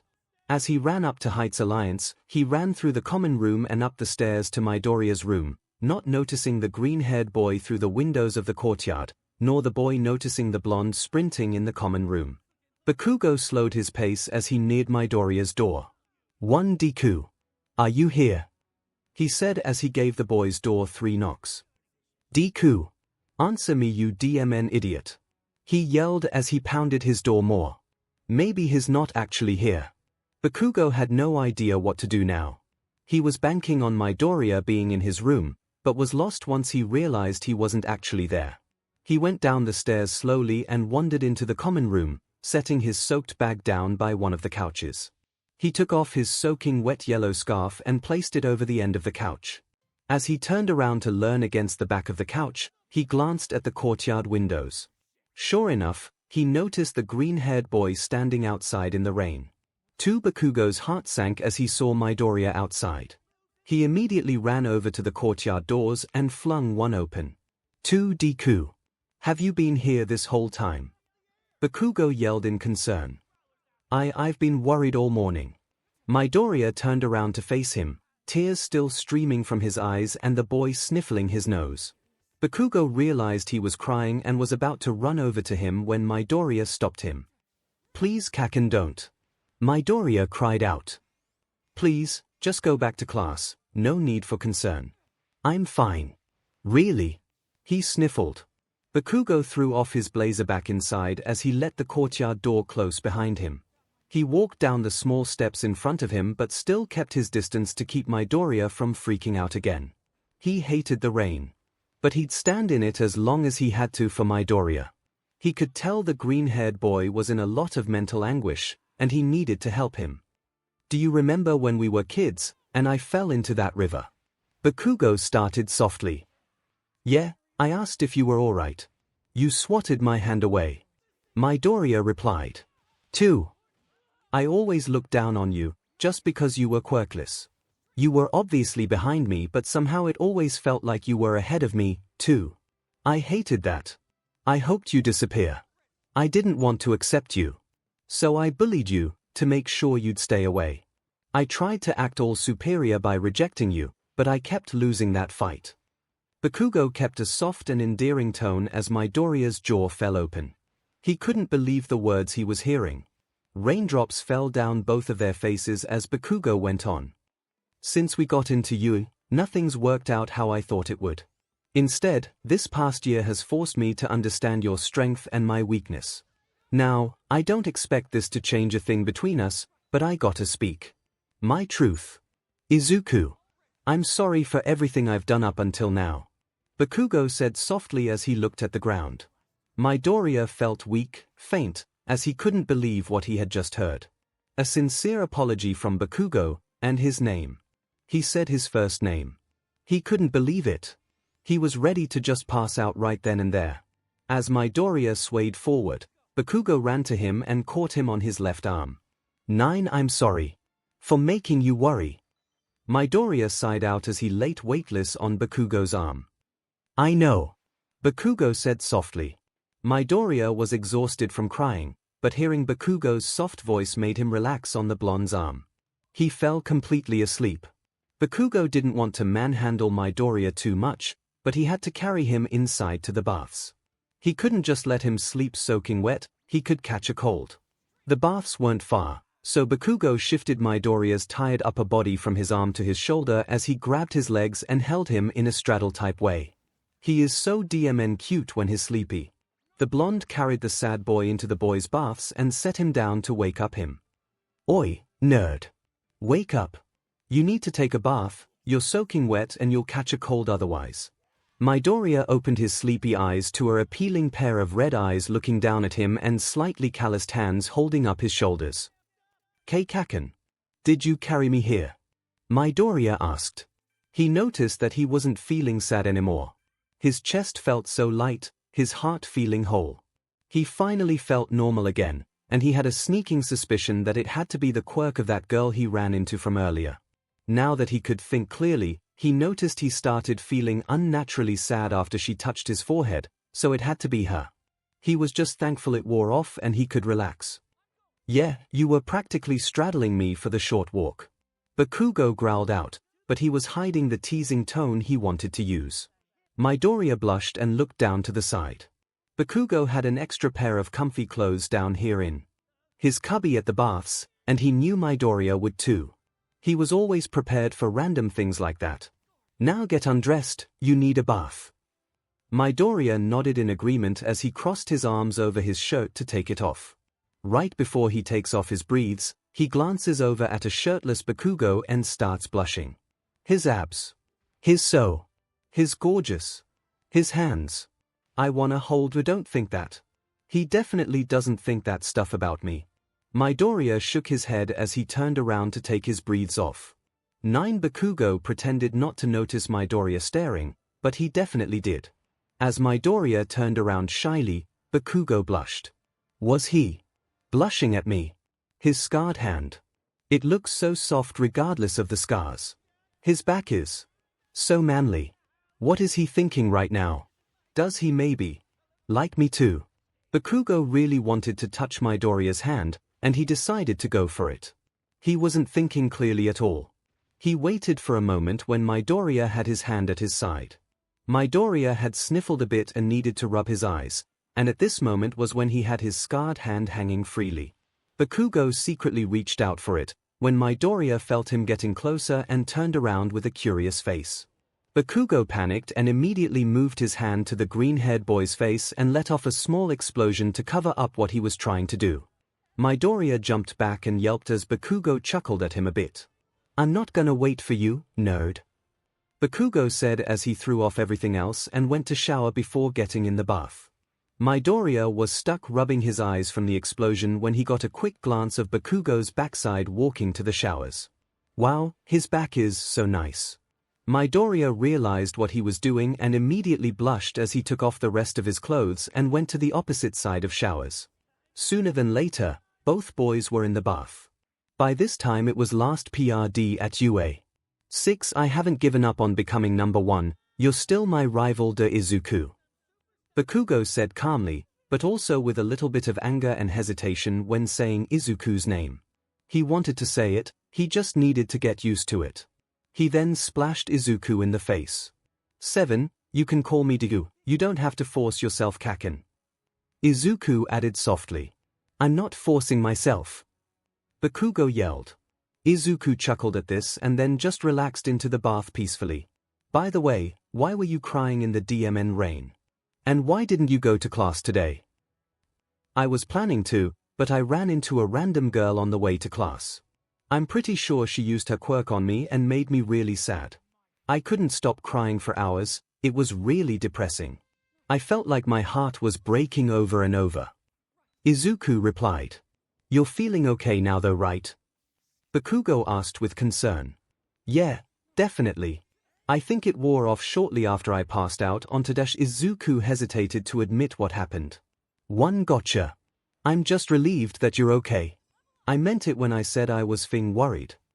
Bakugo said softly. So, does this mean I can call you Katsuki? Izuku asked with a cute innocent smile that made Bakugo instantly blush. To hell no. Bakugo yelled. Izuku chuckled and gave him a look of are you sure? Please. Izuku pleaded cutely. Only if you want to. Katsuki chuckled, smirking and then blushing realizing what he just agreed to. Don't worry though, I'll still call you Kaken. Izuku added in a happy tone. 7th, whatever nerd. Katsuki didn't want to admit it, but that made him happy. Over the years he accepted the fact that Izuku would never stop calling him Kaken, but he certainly never expected the green-haired boy to call him Katsuki. He was just happy that Kaken would still stick around. That evening when the rest of the students made their way home, Todoroki was a bit on edge. He had texted Katsuki to give him updates on Izuku and he had heard nothing for the rest of the school day. He kept checking his phone while walking with a monotone expression. "Hey Todoroki, you okay?" 𝗵𝗲𝗄𝗧 asked him as they started walking together. "Oh yeah, I'm fine." Todoroki replied. "Are you worried about Midoriya?" Mineta asked as he walked up to the other side of Todoroki. "I'm sure he's fine." Todoroki added without flinching any part of his face, but secretly he was freaking out. As the students walked into Heights Alliance, they saw their 2 missing classmates walking from the baths while both of them scrunching a towel on their hair. "Midoriya! Bakugo! Where have you guys been?" Kaminari yelled in shock. Kirishima was shocked at the sight of the 2 boys walking with each other from the baths. "Yeah, I'm fine everyone. Sorry for making you guys worry, I just wasn't feeling well this morning." Izuku replied. "Bakugo, did you just randomly decide to ditch the last few classes today?" 𝗎𝗫 asked him curiously. "Obviously." Katsuki honestly didn't want his reputation to include skipping class, but with the situation it was the most logical thing to say. "He apologized to me," Izuku said quietly while looking down, one hand still holding the towel on his head but not moving it around. Katsuki realized what the boy said and his eyes went completely white as he rested his towel on his neck and dropped his arms down. What? Who? Ashido asked softly with confusion. "Kaken. He apologized to me. For being so mean in the past," Izuku said, smiling while still looking down. Katsuki was frozen in embarrassment. "Bakugo, are you serious?" Kirishima asked his best friend. He won't admit it, but he did. "In the rain," Izuku said, looking up and smiling at his classmates, still one hand holding the towel to his head. "In the rain," 𝗧𝗵𝗲 yelled. Everyone knows how much Katsuki hated the rain. "Yes you idiot. Now leave me alone," Katsuki said annoyed. Izuku chuckled at the blonde as he walked over to sit on the couches while the green-haired boy walked to the kitchen, most of the class following him to catch him up on what he missed in classes. Kirishima sat down next to Katsuki on the couch and put his hand on the blonde's shoulder. "Was that the thing you had to do first before?" Kirishima asked.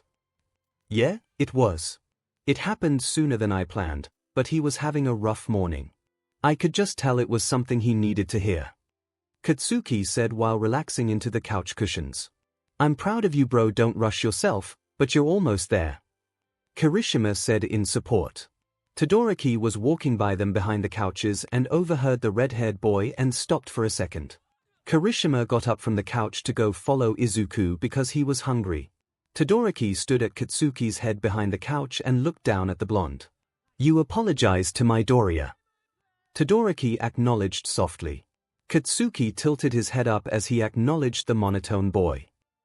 "Yeah. Do you think you're gonna confess to him too?" "Yeah." Todoroki's eyes widened, truly realizing this is reality and not just a dream. Katsuki really did like Izuku, and Katsuki really did apologize. It was all so different for him. This version of his friend is so new, so quick. Todoroki tapped his knuckle to Katsuki's forehead randomly, which made Katsuki's eyes lock with Todoroki's. The latter gave the blonde a proud smile, which made Katsuki blush in embarrassment as he gave the other boy a small soft smile. More of their classmates wandered back from the kitchen as they all broke out into fun conversations and laughter. Todoroki made his way to Izuku and tapped his knuckle on the back of his head. Izuku turned to look up at Todoroki and smile, while Todoroki just kept his neutral face. They stood next to each other in the common room for a while until Izuku finally tugged on Todoroki's blazer, earning him the half-cold half-hot boy's attention. Hey Todoroki, can we talk for a minute?" Izuku asked his friend. Yeah sure," Todoroki replied as Izuku grabbed the heterochromatic boy's wrist and tugged him outside the dorm building. Todoroki's eyes widened at the sudden tug of his wrist, while Katsuki turned to see Izuku dragging his friend outside. He blushed with concern as he was worried about them. Why is he tugging his wrist? What the F is going on? He wanted to try and spy on them, but as he got up to follow him, Kirishima, coming back from the kitchen, noticed that and tugged his arm, implying that he stay sitting. He looked at the stressed blonde with soft eyes, as if to say, don't worry, trust him through them. Kirishima had a strong feeling not only of what was on Katsuki's mind, but what was on Izuku's mind. And so he did just that, he trusted him. 2 Midoriya Todoroki raised his voice a bit as the green-haired boy dragged him down the front steps of their building. 3 Todoroki, I need some help. Izuku started, looking at the other boy with intense eyes. Oh, what's going on, what's wrong? Todoroki grabbed Izuku's shoulders in concern. It's okay, it's not that bad. Sorry if I made you worry just now. I just oh, okay. Well, what's going on? Todoroki sighed out while releasing his grip on the smaller boy. I can't imagine you'd relate to me in any way, but you're really easy to talk to and I just think I'm confused. Izuku muttered, Todoroki being heavily confused. 3 What are you confused about, Midoriya? He asked his friend, tilting his head a bit. I've been feeling really weird things towards Kei-chan. He hesitated to say Kaken over Katsuki. He thought that Katsuki would probably appreciate him saying his first name personally vs to other students. Meanwhile, Todoroki was feeling major déjà vu 𝗧𝗵𝗲. Give me an example. Todoroki was just curious at how Izuku was thinking vs what Katsuki talked about. Well, when we were in the baths, I couldn't stop looking at him. I wanted to hold his hand. Izuku fell off of his sentence and widened his eyes as he was fully realizing what this meant for him. 5. You have feelings for Bakugo. Todoroki suggested in a soft way. He was actually subtly happy for him in this instance, as his friend's feelings were secretly being reciprocated. Izuku gasped as he stood there for a minute, taking in what his friend just told him. Do I like guys? But that doesn't make sense, I think girls are so pretty and I can definitely imagine kissing a girl. Should I try imagining a guy? Izuku decided to try and think about kissing a guy, but the only guy that popped into his mind was Katsuki. He was embarrassed, but he wanted to imagine it. He imagined Katsuki grabbing his hand gently, interlocking their fingers. He pictured the blonde moving his green hair out of his face, slowly moving his fingers down to his cheek. Izuku was happy. He thought about Katsuki leaning in to kiss him, finally letting their soft lips touch in his mind. This feeling. I want this. I want his comfort. I want to protect him. I would do anything for him. Izuku grabbed the front of his own shirt and fell to his knees, staring down at the ground with wide eyes and his jaw slightly open. 12 Midoriya. Todoroki said a bit loud as he went to catch the green-haired boy on his way to the ground but was too slow. He grabbed his small shoulders in concern. Are you okay? What's going on? Does your chest hurt? Todoroki asked him frantically. I think I love him. Izuku said quietly under his breath with tears forming. He was overwhelmed with how he felt in this moment. Fluff, you love him? Todoroki asked his hysterical friend in shock. 2 I think Izuku couldn't get the words out as he gasped deeply to get the air he wasn't breathing in. 5 Midoriya, calm down please. Todoroki immediately hugged his friend, letting the boy snuggle into his shoulder as he held up his weight. He held the green-haired boy's head in one of his hands as the other arm was wrapped around his back. He just wanted his friend to feel okay. They were there for a few moments before Izuku backed away gently and rubbed his eyes, both of his knees resting on the ground. Todoroki moved the hand that was on his friend's head to his friend's shoulder instead, looking at the boy's face until Izuku looked up and made eye contact. You need to tell him, Midoriya. He'll listen to you, I promise. Todoroki said as he removed his hand from the boy's shoulder and let it fall back to him. Kaken would never think this stuff about me. I'm scared. Izuku said in a soft but shaken voice. He'll hate me. You don't know that. Trust me, talk to him. Maybe not tonight, but you need to tell him. I can tell he means a lot to you. Todoroki replied softly. Todoroki obviously knew that Katsuki felt the same from the talk they had yesterday, but he couldn't just tell his friend that. He just really needed Izuku to trust him. And for some reason, Izuku felt like he completely trusted Todoroki in this moment. 2 Okay. I'll think about what to say to him. Izuku said as he stood up. If you need help, you know I'm here. Todoroki said while putting his hand on Izuku's head with care. Izuku nodded as he gestured for both of them to walk back into the building, Todoroki putting his hands in his pockets. As the two walked in, Uraraka asked Izuku if he wanted to join the group for a movie. Izuku politely declined as he was especially exhausted from his very emotional day. Todoroki excused himself to his room as well, and shortly after the two boys left, Katsuki stood up to head to his room as well. Quite a literal coincidence that the three boys all went to their rooms at the same time. Katsuki was just bored, Izuku wanted to get extra sleep in, and Todoroki needed alone time considering all the secrets he's just learned in the past 2 days. He's tired, respectfully. 14:05. It was now Thursday morning, and Izuku woke up at a very reasonable time today. Nothing much happened yesterday. The day after the apology, the day went on very normally. Izuku ended up reporting the girl he bumped into, and a behind-the-scenes investigation started with Principal Nezu. He had nothing to worry about. Izuku and Katsuki didn't really interact much together yesterday, but they had training today after classes with All Might. The school day went on very normally, until it was time for the two boys to put on their gym clothes in the lockers. They didn't say much on their way in, and to their surprise Kaminari was also in the lockers changing. "What the F are you doing here, Sparky?" Katsuki groaned. "Oh hey, you guys train today too, right? I'm helping Shinso train over in ground beta. Mr. Aizawa said he needed help from a quirk that would force Shinso to use his binding cloth for travel, so here I am," Kaminari said, pointing to himself. "7 are you gonna carry an electric current through the ground to keep Shinso in the air?" Izuku asked excitedly. That was the plan. Apparently he asked for a different student in Class 1B first, but he got blown up in the development studio earlier and had to go to Recovery Girl. "He'll be okay, but I'm just filling in for today," Kaminari said proudly as he started to head out of the locker room. "Good luck in training today.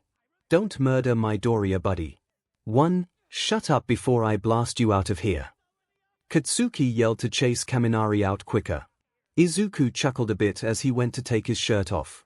Katsuki was at a locker across the way from Izuku, so they were facing the opposite direction from each other. Katsuki could hear Izuku's shirt come off, and he really wanted to see his body. He took a peek over his shoulder to see Izuku's back. His muscles. I wanna touch them. He didn't shake the thought from his mind as he had tried to accept how he felt about Izuku. I mean, he was thinking about how to confess to him for crying out loud. His I've never paid this much attention to it. That scar. Katsuki sneakily stared at Izuku's large scar on his right arm. I can't imagine how much that hurt. He wanted to keep looking, but he needed to put on his gym clothes before he took a suspicious amount of time just to take off his shirt. As Katsuki took off his blazer and started unbuttoning his white shirt, Izuku froze, staring at his locker with a nervous squiggle-like mouth. He wanted to look at Katsuki. He zipped up his gym jacket, and as he was turning around, Katsuki was shirtless with only his gym breathes on. Izuku froze and stared at him for a minute. Oh wow, his muscles. Katsuki turned to see Izuku frozen in front of him staring. He blushed for a moment with a surprised look on his face before he let out a 𝗧𝗕 at the nervous boy. Izuku caught himself and let out an embarrassed yelp before turning back around to his locker, even though he was already dressed and could head to Gym Gamma early. 15, you don't have to turn around, you know, Katsuki growled as he put on a black tank top and then his gym jacket. Izuku turned around nervously and began to walk out of the locker room. 7, I'll wait for you outside, Kaken, he said nervously as he closed the locker room door behind him. Katsuki smirked at the thought of Izuku staring at him. 6, Katsuki quickly finished getting ready before the two boys walked to Gym Gamma together. Izuku tried to make small talk. Do you think Black Whip will cooperate today? Izuku asked genuinely. Katsuki took his time to answer as his mind was racing already. Hard to tell. It worked last time, but who knows if it'll work this time? Katsuki finally replied. Katsuki was walking with his hands in his pockets, while Izuku couldn't stop thinking about them. About how much he wanted to touch them. Just for a second. Oi, Izuku. Katsuki flicked Izuku's head as he was lost in thought. Kaken! Izuku yelped while realizing where he was. He wondered how he got to the gym so quickly.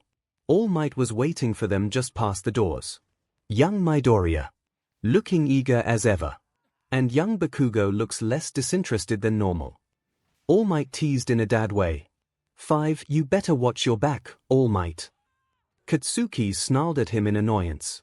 6, well, whenever you two wanna get started, I've got nothing to start with. Maybe try to pick up where you left off, trying to use Black Whip to capture if anything. All Might added as he stepped back ready to watch the boys let loose at each other. Katsuki was a bit distracted today in his head, but he tried desperately not to let it get in the way of his fighting. The boys fought back against each other for about 10 long minutes before Izuku backed off to the defensive while focusing on Black Whip. Katsuki decided to try and pull a fast one on Izuku by darting by him and then getting his legs so he falls to the ground. As soon as Katsuki tried to dart past him, Izuku read his movements and jumped up into the air above the blonde, stunning him for a second. Izuku let out Black Whip from both hands and grabbed Katsuki's wrists, pulling himself onto the blonde and slamming him down on the ground. They kicked up enough dust for All Might to lose sight of them. Katsuki had to catch his breath first before he realized what was happening.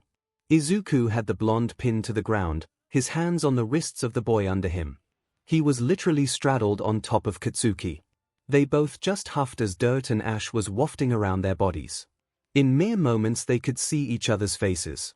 Izuku was breathing heavily, and Katsuki held his breath for a moment to take in the situation. His crush was on top of him and he had no idea how to think properly anymore.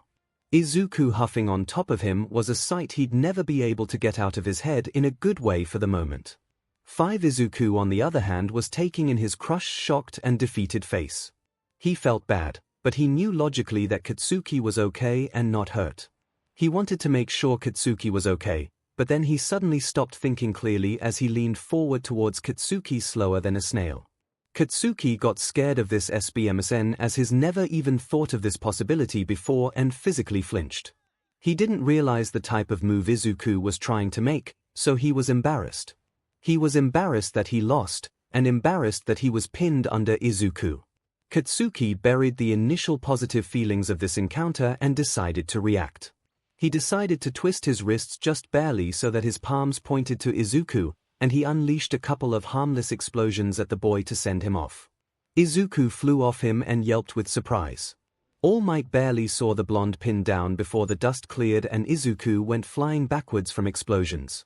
6 boys. What's going on? Why are you slowing down? All Might yelled. 2 Katsuki felt humiliated. Tears started forming in his eyes as the green-haired boy grabbed his own forehead in pain. Just a minor headache, but he was thrown back at what he tried to do, how he tried to kiss Katsuki. All Might noticed both of them were suddenly acting very off and decided to end the training. Only about 15 minutes went by before you were able to grab young Bakugo. Well done, kid. I don't know what's going on with either of you, but I think you two are a little too distracted now to keep this up, so I'll let you boys leave early. But we can't keep doing this early leaving from training. We'll have a meeting in my office soon to talk more about the path forward. For now you boys get cleaned up. All Might looked at Izuku as he nodded to him for approval to leave the gym. He knew whatever was going on, it was up to the two of them to figure it out. After All Might left, Izuku's headache was almost gone. He stood up and went over to Katsuki, who was still tearing up on the ground, no tears actually falling down his cheeks. He squatted down to his level as he examined Katsuki's facial expression. Kaken. I'm so Izuku started as the blonde interrupted him. Leave me alone. Katsuki grumbled. Izuku gasped as he almost lost his balance in his squat. But Katsuki I said leave me alone. Katsuki screamed as the tears finally fell down his cheeks. He stood himself up and intended to leave Izuku on the ground. He didn't want to act this way towards the kind boy, but he couldn't help it. His rageful tendencies don't just disappear overnight. His feelings for Izuku didn't change negatively, but he couldn't help but be mad at the forced 𝗬𝗵𝗲 from the green-haired boy. It was new territory for Katsuki. He mistook the adrenaline rush for fear. 6 Izuku almost started crying as he hurried himself up to follow Katsuki out of the gym. Izuku called out to him several times but he kept ignoring him.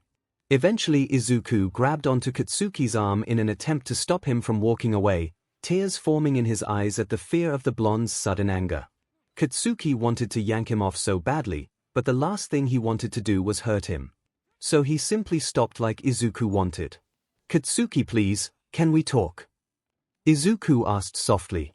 They were barely outside the gym when Katsuki swayed the rolls and grabbed Izuku's arm to tug him back into the gym. As the doors closed behind the boys, Katsuki lightly threw Izuku to the wall, careful not to hurt him, and crossed his arms. "Talk, nerd." Katsuki growled. I'm really sorry if I upset you today in training. I want us to keep helping each other get better, and as much as I have been wanting to beat you, I'm still sorry about it. I realized it could be making you mad, and well, I don't want you to be mad at me." Izuku muttered on before looking at Katsuki for approval. The blonde uncrossed his arms and let them hang at his sides. "Tch, that isn't it. Izuku." The blonde added as Izuku's eyes widened. He still wasn't used to hearing his first name from Katsuki. There's something else on my mind. Do you want to talk about it?" Izuku asked softly. "Personally, I wanted this to go about a different way, but I don't want to keep lying to you," Katsuki said while clenching his fists in nerves and looking at the ground. Izuku flinched as he thought he was going to get punched or something, but what surprised him were the soft words that left Katsuki's mouth next. "Izuku. I like you." Straight to the point. He couldn't hold back anymore. Katsuki strained to speak while tears formed in his eyes. He was this stressed about losing his closest friend. 9K Kaken. There was an excruciatingly long silence that in truth only lasted about a minute. Katsuki was scared that Izuku would reject him. Instead, the smaller boy stood up straight and suddenly blurted out with urgency, I like you. too." 17 Katsuki's eyes widened as big as they could at the words he just heard. He met eyes with Izuku and sure enough, the green-haired boy also had tears forming in his eyes. Katsuki could feel his chest start to get lighter. It felt like his heart had wings and was going to fly out of his chest. Izuku felt the same, hearing his own heartbeat in his ears. Izuku's tears started to fall down his face as Katsuki rushed to the smaller boy and hugged him tightly. He couldn't believe what he had just done running to him like that, but his body just moved on its own. Before he had time to think. 12 I can't believe that you like me too.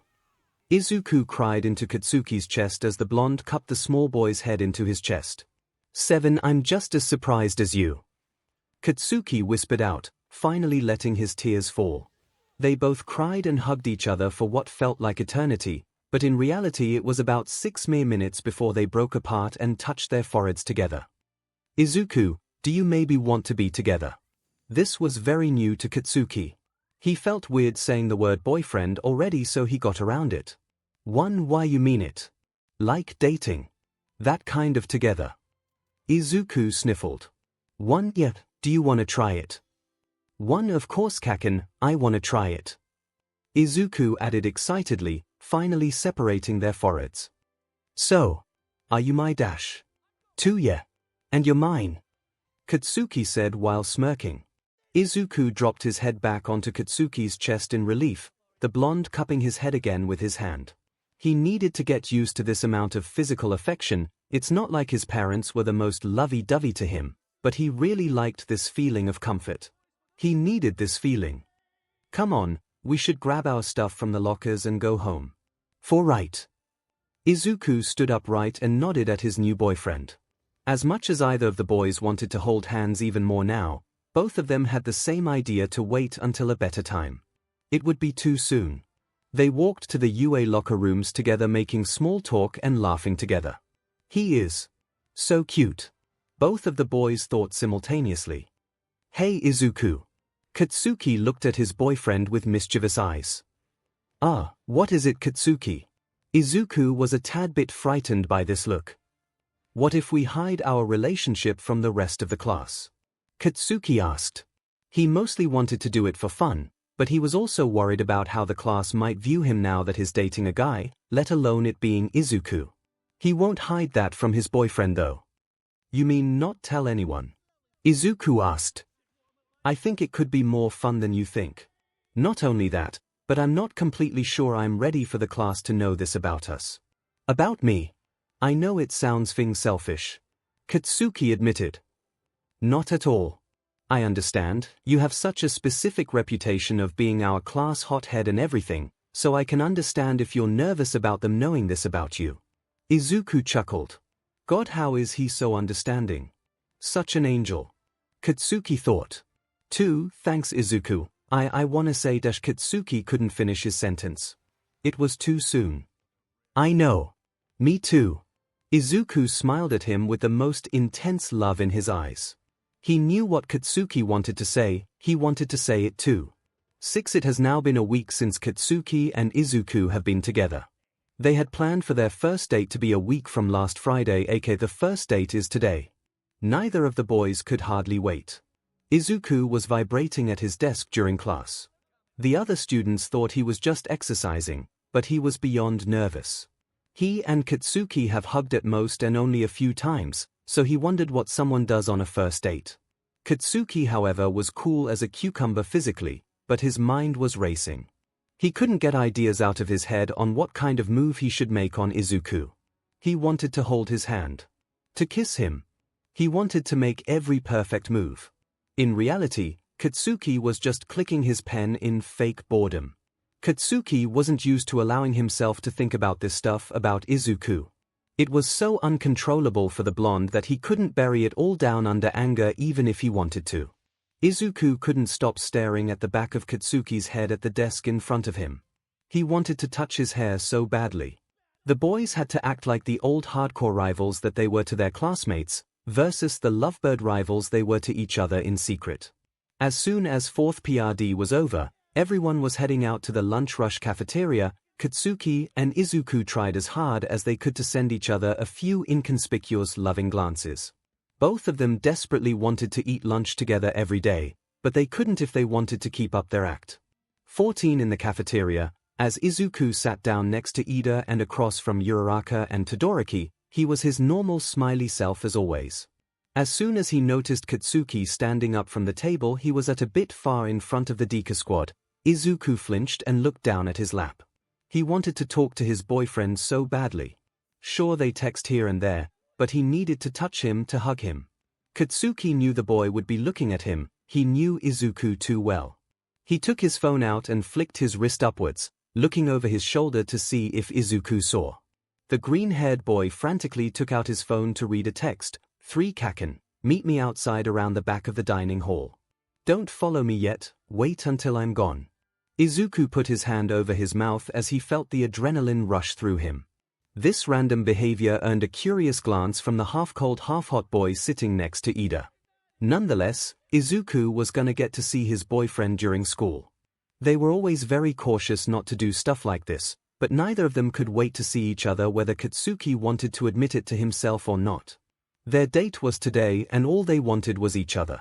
As soon as Katsuki left the dining hall, Izuku stood up and started to head to the same exit. Midoriya, where are you off to? Ida demanded.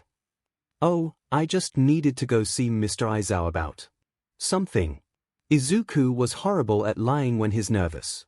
The lie itself wasn't bad, it was just his presentation. Todoroki caught on that it was a lie, not what the truth was though, and tapped Ida on the shoulder to start a conversation. Izuku met eyes with Todoroki as the green-haired boy nodded with thanks. Now of course this made Todoroki even more curious, as Izuku's nod basically confirmed that there was something he was lying about. The heterochromatic boy kept this in mind. Meanwhile, Izuku was exiting the dining hall while there was the longest line so no one would be around outside, and as he turned the corner to the back, there stood his angry blonde. He stood there for a minute while he took in the situation, how sneaky it was. He was so anxious, but at the same time he loved this feeling, this adrenaline. His eyes widened at the relief to be this close to his boyfriend during school, Katsuki doing the same. He smirked at Izuku as the boy ran into his arms, clutching the back of his blazer like it was the last time he'd see him. At first, Katsuki was still getting used to hugging the boy he had bullied for years. He stood there with his arms not wrapped around the green-haired boy, surprised by his desperate affection. He had a hard time forgiving himself for their past together, along with allowing him to feel these types of positive feelings towards Izuku. It was strange, but a good strange. He decided to relax his body and allow himself to feel happy, to feel loved. He needed to feel this. For Katsuki then immediately grabbed the boy's head and tightly wrapped his other arm around his upper back. He smells so nice, Izuku thought. His hair is always so soft, Katsuki thought.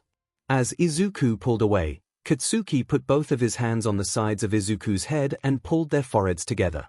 You excited for our date, you dim and nerd? Katsuki smirked. 𝗲𝗵𝗃𝗃, very. Izuku chuckled out. The boys stared into each other's eyes for a moment before Katsuki ruined it for the both of them. We have to go now or else the extras will get suspicious. I don't want to go kaken, Izuku whined. I miss you during school every day. Hey, the better we get at sneaking around the dorms the more we can sneak around during school. Katsuki whispered softly as he moved Izuku's hair out of his face, so out of character for the blonde, and he knew that, but couldn't help himself. I know, but the next time we sneak into each other's rooms, can we do something other than study? Something fun like video games. 5, yeah totally, we can talk about that later, okay, nerd? For now I need to get back to my table. Go around the building and go in a different way. Katsuki said as he broke their eye contact and put his hands in his pockets, turning away from the smaller boy. I kaken. Izuku shouted. Yeah I know, me too idiot. Katsuki replied, turning slightly towards Izuku with a frown and a sigh. Once classes ended, Izuku hurried out of the classroom, not even waiting for his friends. Todoroki raised his eyebrow at this behavior. Katsuki had to keep up his usual act by acting nonchalant as he left class, but his mind was so busy, also hiding the smirk that he wanted to make at the visual of Izuku rushing home. Outside of the building, Izuku picked up speed into a sprint. Todoroki was getting curiouser by the minute, and eventually picked up speed behind him. Once off of campus, Todoroki sent his ice far ahead of himself to stick Izuku's foot into a bunch of ice to stop him. As he was successful, he walked casually up to Izuku, who struggled in his ice. Todoroki. What are you doing? Izuku asked nervously. Why are you running home? You never do this. Todoroki asked, tilting his head a little. I just really want to get home, that's all. Izuku nervously twitched. Why? What's so great about your room? The All Might posters. Todoroki said with a bit of sass in his monotone voice. Izuku's mouth opened a bit in shock. No, that's not . Then what is it, Midoriya? You snuck away at lunch too, what was that? Todoroki had basically caught the green-haired boy. He knew he was screwed. If I tell you, will you melt the ice? Izuku asked softly. Sure, I just need you to talk to me. You haven't said much since the night you told me you were in love with Bakugo. Did something happen? Izuku's eyes widened at Todoroki's words. You have to promise not to tell anyone else, it's a huge secret. Izuku asked with his head down. Todoroki melted the ice and walked closer to his friend to listen. I won't tell anyone, I promise. Kaken and we are together now. We are going on our first date tonight. Izuku said cautiously. Todoroki's eyes widened big. You mean he actually confessed? Todoroki was flustered. Wait, what does that mean? Bakugo actually came to me first about this. Before you did. Todoroki froze for a second, remembering his promise to Katsuki that he wouldn't tell anyone that they talked. Izuku's head ped to the side with the biggest invisible question mark above his head. Kaken talked to you about this? Izuku screamed. I probably shouldn't have said anything, so don't tell him that, okay? Todoroki asked with plain but pleading eyes. Oh yeah sure, no problem. Izuku said with a neutral mouth. Just let me know how your date goes, okay? Todoroki asked with a small smile. Sure, I'll text you. Izuku said as he sprinted away again towards Heights Alliance. As soon as he got to the 1A building, he busted open the doors and ran up the stairs to grab an extra change of clothes before heading to the baths. Katsuki was about 10 minutes behind him, walking out of the main UA building with his squad. Hey Bakugo, we are gonna go to the mall later today, wanna come?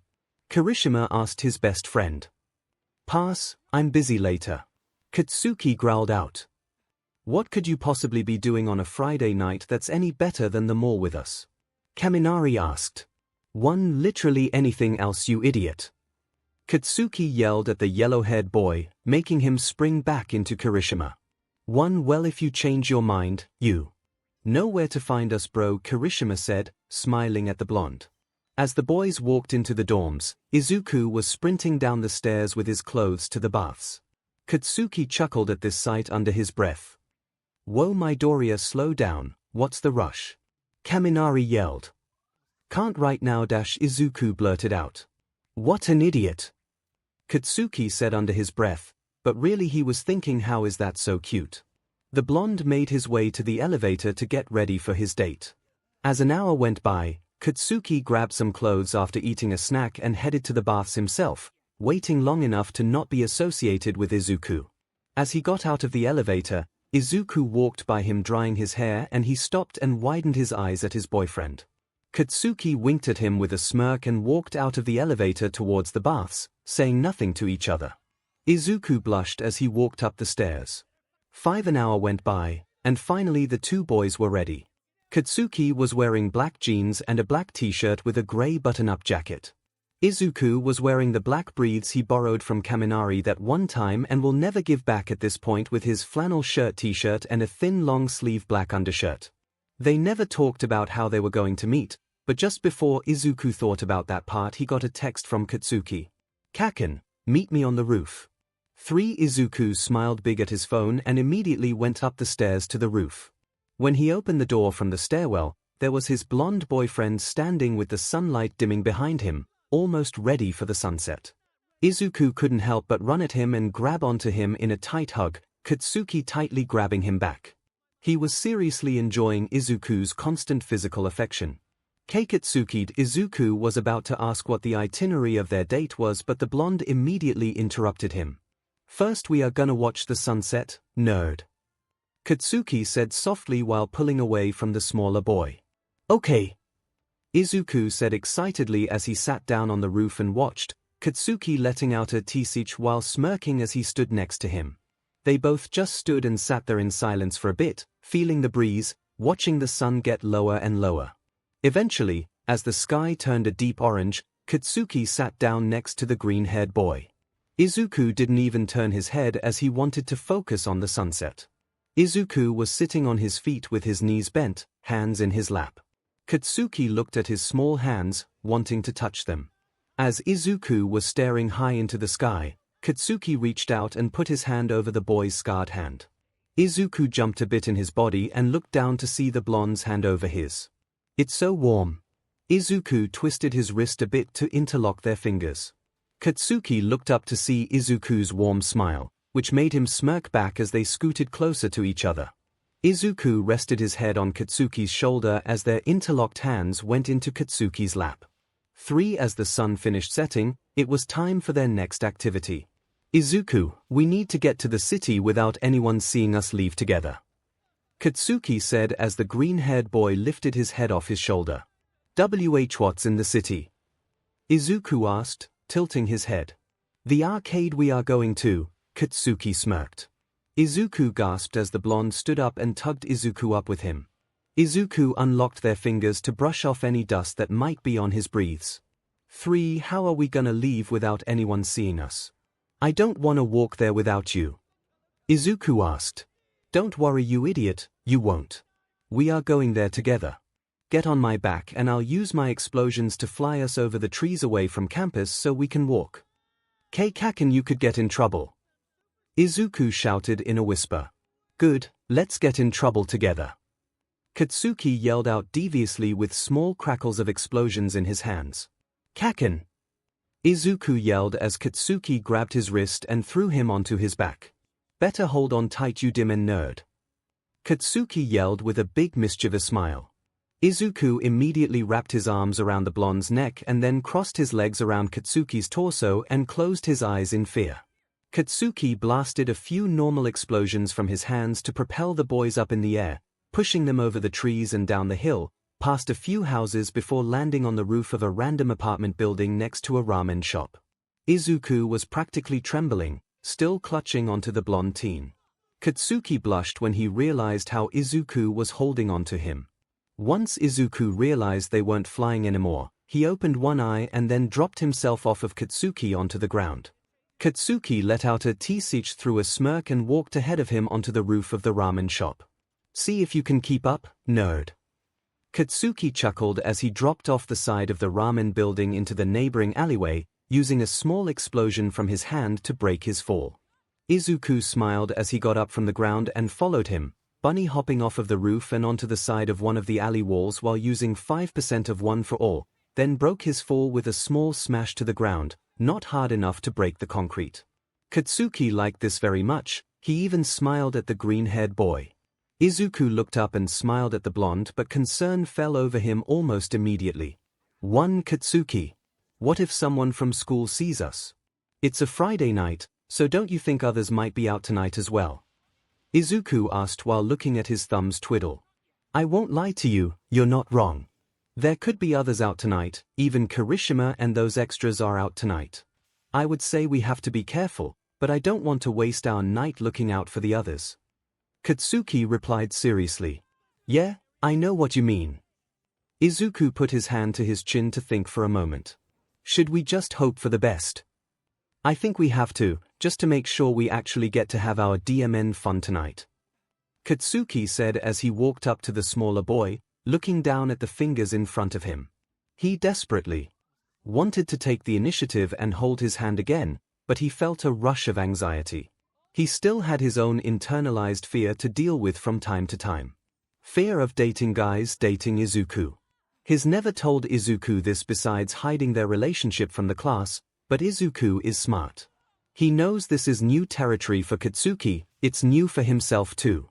It's easier for the green-haired boy to allow himself to feel this way, and he knows it's probably significantly harder for Katsuki to allow himself to feel this.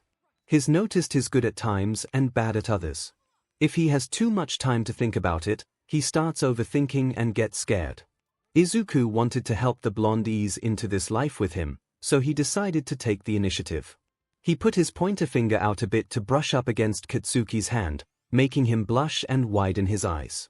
Izuku wrapped his pointer finger around Katsuki's, slowly moving each finger to interlock the blondes. Izuku looked up at him and smiled with his adorable squinty innocent smile that Katsuki admired so much. Katsuki really wanted to do it. He really wanted to kiss him.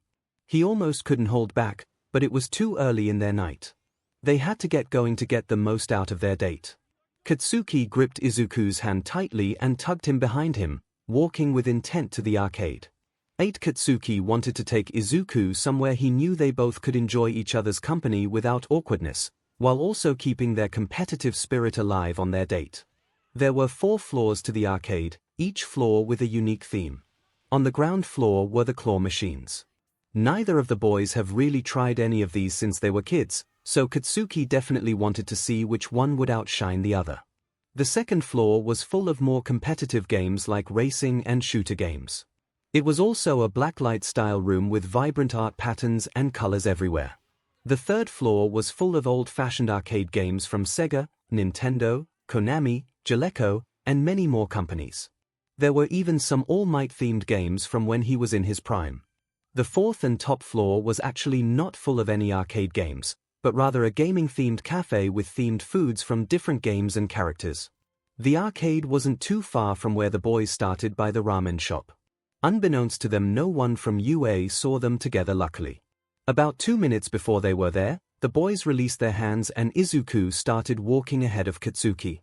He thought he figured out which arcade they were going to and got insanely excited. And he was right.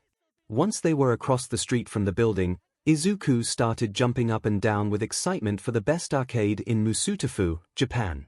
Katsuki really liked seeing Izuku this happy, it was cute. As soon as they could cross, Izuku ran ahead, Katsuki walking at a normal speed with his hands in his pockets. It was still winter, so Katsuki's hands were cold, but it wasn't as bad tonight. Izuku's excited smile never left his face as he spun around to look at Katsuki while running across the street. He is being so DMN cute right now. This adorable moment was about to crash and burn when Katsuki noticed a familiar pair of girls. Katsuki panicked at the familiar sight of two of his classmates ahead of Izuku. Luckily the blonde was hidden in the large crowd quite far behind Izuku, so he tried his best to hide himself while keeping distance from the arcade. He hobbled into the NSFW store next to the arcade and went to the very back, hiding himself behind a small wall in the middle of the store. He didn't realize what kind of store it was until after grabbing his phone from his pocket and looking up around him, noticing magazines and posters of naked women around him. He honestly wasn't that shocked. If anything, he was disgusted. He let out a tch before hurrying to text Izuku where he went. For at the same time Katsuki panicked, Izuku ran into the two girls while he just wasn't paying attention. He screamed at them immediately in surprise. 1. Your 𝗎𝗓𝗏. TTSU. What are you guys doing here? Izuku screamed at them. 2. 𝗬𝗲𝗏. Are you okay? You seem jumpy. Are you here alone? 𝗎𝗓𝗏 asked, squinting. Izuku absolutely panicked and whipped his head around behind him to see if Katsuki was behind him, and to his surprise he was gone. Vanished. He got a tad worried that he had lost him in the crowd and his heart dropped. So much anxiety was flowing through Izuku. 𝗬𝗲𝗏. Izuku said nervously, scratching the back of his neck. Do you want to hang out with us? We were gonna go down the block to the fashion STRP next. Zu added. Oh no, it's okay, really. I'm just going somewhere alone, Izuku said, shaking. Right then, Izuku's phone buzzed. Kaken, I'm not far behind you, hiding. Make the extras leave. Izuku was relieved to see the text from Katsuki. Okay, well I gotta go, sorry guys, I'll see you later. Izuku yelled as he ran into the arcade behind them and up the stairs to the second floor to hide. 𝗎𝗓𝗏 and Zu didn't even see where he went, they just stared forward in shock at Izuku yelling at them. They eventually both let out a small giggle before heading to the fashion STRP, Izuku spying on them from one of the windows on the second floor. As soon as he lost sight of the two girls plus scanned for anyone else from UA, he texted Katsuki. Deku, they're gone, everyone's gone. I'm on the second floor. Katsuki's heart finally slowed down as he left the unholy shop. He picked up speed going into the arcade and up the stairs as he raced to the green-haired boy to continue their date. As soon as Katsuki was about to unknowingly pass Izuku, the crouched boy grabbed the blonde's arm and tugged him down to his level. Katsuki realized who it was and smiled. The two just laughed at each other for a second. 5. That was close, wasn't it? Izuku laughed out as Katsuki was still breathing. Katsuki rubbed the boy's head endearingly in response. Ready to continue our date? Katsuki blushed at the boy's question before standing up and lending him his hand. As he tugged Izuku back up, they went back down to the first floor to try the claw machines. As 30 minutes went by on the first floor, Izuku won a small stuffy duck keychain which he put in his pocket to stay safe. Katsuki, however, was raging at the machines and calling them rigged pieces of garbage. Izuku laughed every time. Who knew Katsuki would even hate losing to a claw machine? The boys were eventually done with the first floor, so they went up the tight staircase to the second floor to play competitive games. As anyone could guess, after about an hour on this floor, Katsuki won most of these. He got the new highest score in the 𝗵𝗲𝗍 V5 game, as well as scored a spot in the leaderboard of 𝗬𝗏𝗏𝗏 V5. Izuku only beat him at Mario Kart and Tekken 6, which Katsuki was still cessed about nonetheless. Right before the boys made their way up to the third floor, Izuku stopped the blonde grabbing his wrist. A 𝗎𝗓𝗎 photo booth. 1. Izuku gave Katsuki a big smile as if to say please see, to which the blonde let out a tch and walked over to the photo booth. They chose to do the set of 4 photos versus the individual photos. They mostly took goofy and cute photos. The first one had Izuku smiling with his eyes closed holding up a peace sign, Katsuki frowning at the camera with a middle finger up. The second one had Katsuki pushing Izuku's head down in anger with Izuku's hands up in struggle. The third one had Izuku with his arms around Katsuki and the latter holding onto the arms around him while smirking. The fourth one had Izuku's head resting on Katsuki's shoulder with an innocent smile at the camera, while Katsuki looked down towards Izuku's lap with a soft gentle look, as if he was zoning out and thinking about the boy next to him, his boy. The photos printed out in a unique format, with there being all 4 photos in a big square, but then under the bigger-sized photos were 2 horizontal strips of the 4 photos in a smaller size similar to American photo strips but horizontal rather than vertical. The boys decided each of them would get one of the photo strips, then in the bigger size Izuku would get the first and third photos while Katsuki would get the second and fourth photos. Katsuki thought to thumbtack his photos onto his corkboard in his room, while Izuku thought to frame the individual ones and then tape the 𝗧𝗵𝗲 under his big poster of All Might in a white shirt. The little details like this mattered to Izuku. The boys made their way to the 3rd floor, although they were only here for about 10 minutes because Katsuki was bored and not much interested in the retro game machines, and even though Izuku was having fun, he was getting hungry. It was time to eat at the cafe on the 4th floor. To spare the tiny details, it was a gaming paradise cafe. Izuku wanted the All Might burger, but Katsuki talked him out of it. Instead he got katsudon with a little video game character egg on top. Katsuki got a spicy yakisoba dish with a mushroom character made out of rice on top. They talked and laughed about their shared memories of Class 1A and shared some fun stuff they never told the other, like how Katsuki got bullied by little kids in his supplemental classes with Todoroki. Izuku laughed hysterically at this and Katsuki simply let out a 𝗧𝗵𝗲, not letting the boy see his embarrassment on the matter. It was the best night they've ever had with each other. As their date came close to ending, Katsuki paid for both of them and then it was time to head home. It was nearing curfew and the boys had to get back soon, not that they had to rush yet though. The nightlife was blooming as Izuku and Katsuki walked back the way they came together, all the way back to the ramen shop they landed next to earlier. Katsuki had his hands in his pockets while Izuku was walking right next to him, smiling as cute as ever with his hands beside him. Katsuki decided this time he would man up and take the initiative to hold Izuku's hand, and he didn't even hesitate. He grabbed Izuku's scarred hand in his own, surprising the green-haired boy. He squeezed just a bit tighter to show the blonde that he was really happy at the gesture. Once they made it to the ramen shop, they went into the alley to get on the roof inconspicuously. Katsuki was honestly surprised that there were no older couples making out in this alley late at night. Izuku did his bunny hops up the wall onto the roof, while Katsuki used a couple of small explosions to propel himself up. Okay Kaken, I'm ready for it this time," Izuku said, holding his arms out for Katsuki to turn around. Before we go, Katsuki reached a hand for Izuku's cheek, which made Izuku widen his eyes and blush. What is he doing? Is he gonna dash? Right before Katsuki touched his cheek, he quickly moved his palm to Izuku's face and let out a very ashy explosion. Katsuki cracked up at the sight of Izuku squinting his eyes with ash and blackness all over his face. "Ha, you nerd, you didn't see that coming, did you?" Katsuki yelled as he laughed at Izuku. The smaller boy wasn't upset or offended at all, and he even started laughing at Katsuki. His laugh is so cute and contagious. I can't stop. Izuku couldn't stop laughing until tears ran from his eyes. Katsuki had way too much fun with this prank. Okay, I'm sorry for that, I just couldn't help it. Izuku used his hands to brush off as much ash as he could, but there was still a good amount not going anywhere. Katsuki chuckled as he liked his thumb and became the mom in this scenario for a second. He rubbed his thumb on the ash spots of Izuku's face as the latter calmed down from laughing. Katsuki then saw this opportunity to actually put his hand to the boy's cheek, holding it there for a second as he used his thumb to caress his skin. Izuku squished his cheek even more into Katsuki's hand before opening his eyes to a soft smile from the blonde. His brows were soft and relaxed too. This look before Izuku could finish his thought, he felt a soft moist pair of lips touch his. Katsuki kissed Izuku for the first time. Izuku's eyes were wide open at first with surprise. Before he felt the blonde open his lips slightly for another kiss as he moved his free hand to the back of Izuku's neck.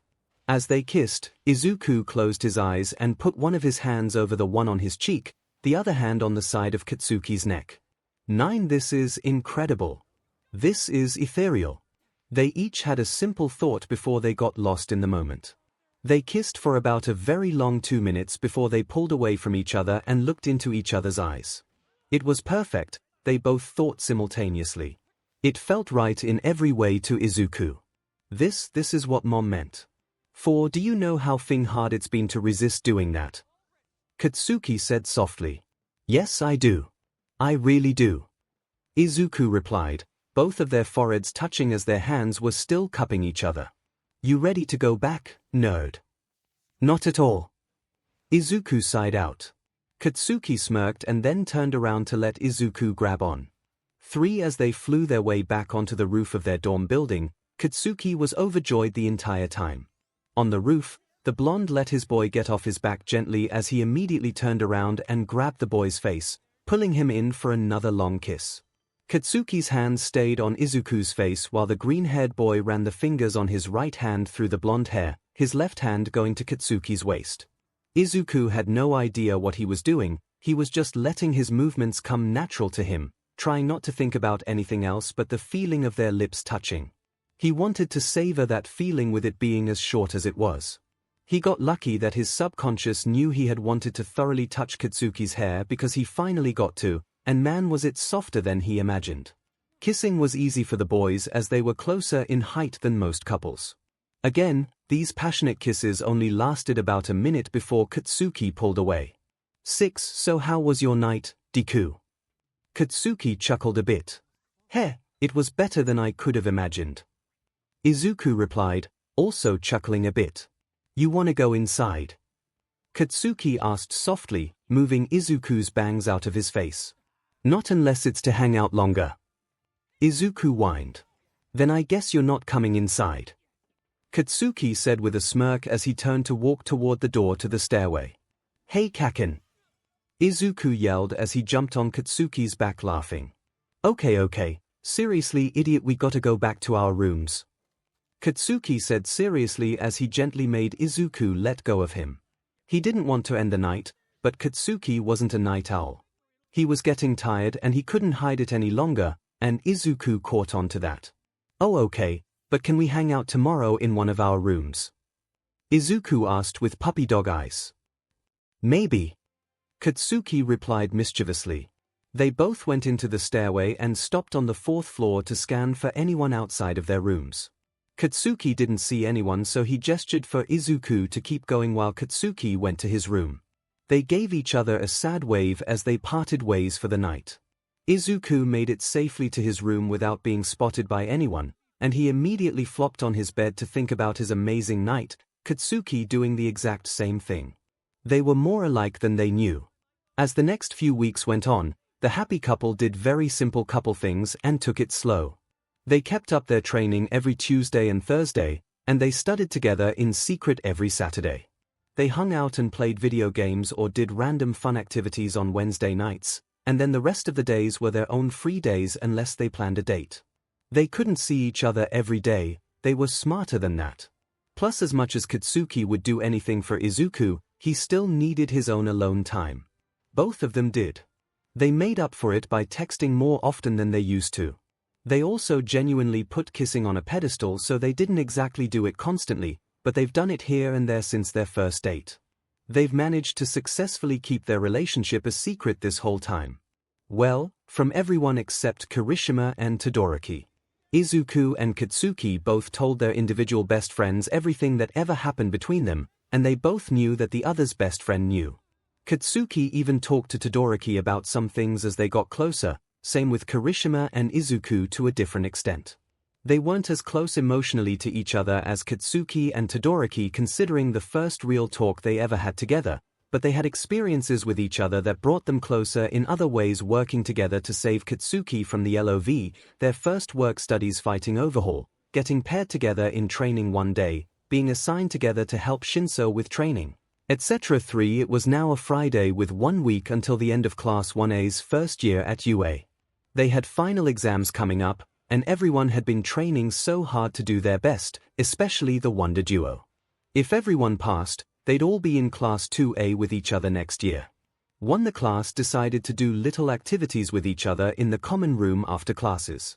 They wanted to bond and really be close to each other before things got stressful with final exams.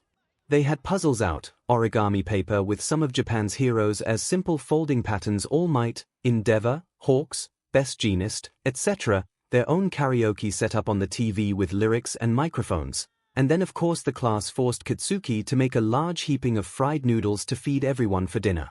He was not happy about this, but Izuku secretly sent him pleading eyes from across the room when they initially asked him to cook, so he couldn't resist his boyfriend's adorable gaze. Katsuki wasn't a very hang out with the whole class kinda guy, so he was kinda bored and angry almost the entire time, but 𝗵𝗃 kept convincing him to stay instead of leaving early. Izuku was having a lot of fun doing karaoke with 𝗎𝗓𝗏, and Katsuki honestly enjoyed this sight. As much as he got jealous here and there, he knew that Izuku chose him for a reason. He never felt threatened by anyone else with his boy, not even 𝗎𝗓𝗏 anymore. He was happy Izuku had so many friends to share things with that he wouldn't normally do with him, like karaoke. Katsuki hates karaoke, but he loves seeing Izuku happy, so he was grateful someone like 𝗎𝗓𝗏 could do it with him so he could see his boy smile. He loved his smile. Eventually it came time for the entire class to talk deeply about their year and the experiences they've had together. We've been through so much together in our first year. Ida started. The USJ attack really started it all, and it just went so downhill from there. Kaminari added. What do you think will happen when the League of Villains gets stronger and shows up again? Hagakure asked. One darkness will fall over Japan. Tokoyami added. 15 din, a little harsh, no. Zero asked concerned. It's hard to tell, they've become such a problem in 1 year alone. It's scary to think what they'll do as time goes on. Izuku said, looking down in thought. Katsuki raised his eyebrow a bit as he listened to his boyfriend speak so seriously. You're overthinking it, nerd, come on, it's easy, we'll kill them. Katsuki yelled with grabby hands. Izuku chuckled a bit from across the room. Heh, I know what you mean though, Deku. 𝗎𝗓𝗏 said. They've already done so much damage, I mean look at your arm. Bakugo probably can't forget about his kidnapping too. Shoji chimed in. Shut your face, I'm fine, you idiot. Katsuki yelled with angry eyes. A few of the students chuckled. Don't forget Shigaraki threatening Midoriya at the mall, that must have been terrifying. Zu added with 𝗎𝗓𝗏 nodding in agreement. Katsuki was hitting 𝗵𝗃 for something, so he stopped listening to the conversation a few seconds ago and didn't even hear this mentioned. Can we maybe move on to more positive things than the League of Villains? 𝗵𝗃 asked with a nervous smile, scratching the back of his neck. Yeah, you're right, we are all pretty aware of what happened with the League, we won't forget it, but the least we can do is remember the positive parts of the year. Ida said softly. Like the sports festival. Everyone did so well. Ojiro yelled out with his hands in fists.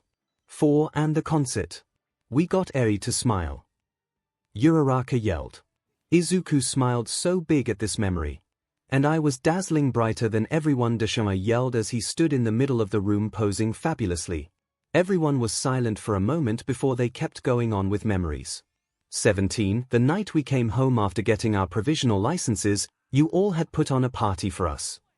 Todoroki mentioned calmly. Katsuki lifted his eyebrows in interest. Glamouroki was pretty funny. 5. The Christmas party was awesome too. Ashido yelled. Izuku was loving the positive memory recap when suddenly his phone buzzed. Kaken, the best part of my year was the first time I kissed you too. Izuku blushed hard and clammed up, staring down at his phone. Katsuki noticed this and smirked proudly. Deku. Are you? 𝗎𝗓𝗏 started as she almost gazed at his phone. He panicked and pulled it away and yelled. I'm fine. Really? Izuku said, waving his phone around so no one could see it. Katsuki had to majorly hold back his laughter. As 𝗎𝗓𝗏 joined back in with the group talking, Izuku snuck a text back. Deku, ditto, you read my mind. 1. Izuku flashed Katsuki an innocent loving smile after he read his text and then put his phone away to tune into his classmates again. 5. When it was getting late as Katsuki wanted to head for bed. 𝗵𝗃 still loves going to bed early. Izuku wanted to have a quick chat with Katsuki before he fell asleep, so he panicked and pulled his phone out real fast. 6. Deku, can you stay awake for just a little bit longer? I'll meet you in your room in a bit. Katsuki didn't check his phone until right after the elevator doors opened on his floor. Kaken, sure, I'll wait for you. Katsuki was curious as to why Izuku asked, but he thought he probably just wanted to say goodnight. About 10 minutes passed before Izuku decided to say goodnight to everyone and leave the common room, with Todoroki following close behind. Right as Izuku reached the elevator, he noticed the heterochromatic boy following him. He just assumed he was going to his own room. "Hey Midoriya, are you going to Bakugo's room by chance?" Todoroki asked quietly as they both got in the elevator. "Yeah, what's up?" Izuku tilted his head as he pressed the button for the 4th floor. Todoroki then pressed the button for the 5th after him. "Nothing much, just, any specific reason?" "It's a Friday night, so I didn't know if you guys were going out or Todoroki questioned. "Oh no, nothing like that, I want to talk to him about telling the class about us." "Like when he wants to, if he knows yet." Izuku went on. "Oh gotcha. You guys have honestly done a really good job keeping it secret. I'm pretty sure no one suspects a thing besides Kaminari having that one theory." Todoroki added. "Oh yeah, Kirishima has been a huge help for Kaken. I couldn't imagine what kind of trouble we could be in without him knowing." As Izuku finished his sentence, the elevator doors opened to the 4th floor. "Well, just fill us in on what happens so we know how to help you guys further," Todoroki asked with a very tiny smile. "Of course, thanks Todoroki," Izuku said as he waved and ran out of the elevator. He gave 3 knocks to Katsuki's door before he opened it cautiously. Katsuki was lying on his bed on his phone. "Oi Deku, what's up?" Katsuki greeted with a nonchalant tone. "Hi Katsuki," Izuku said excitedly as he hurried over to the blonde and slumped himself onto the other side of his bed in exhaustion. Oi nerd, don't fall asleep here," Katsuki said, raising his eyebrows. "What if I wanna?" Izuku grumbled, head down into Katsuki's bed. "That's not funny." Katsuki sat up blushing. "And I'm not laughing, I wanna sleep here Katsuki." Izuku propped himself up with his arms and turned his head to the blonde in determination. We haven't done that yet," Katsuki said nervously. "I know, but would you want to? Nothing else can happen, just I wanna lay with you," Izuku said as he turned and sat up next to Katsuki, both of them blushing hard. Izuku looked into Katsuki's eyes with pleading love, as the blonde cupped the other boy's cheek and brought them into a soft, passionate kiss. "Of course I want to, I'm just still getting used to things like that," Katsuki said sadly, looking down.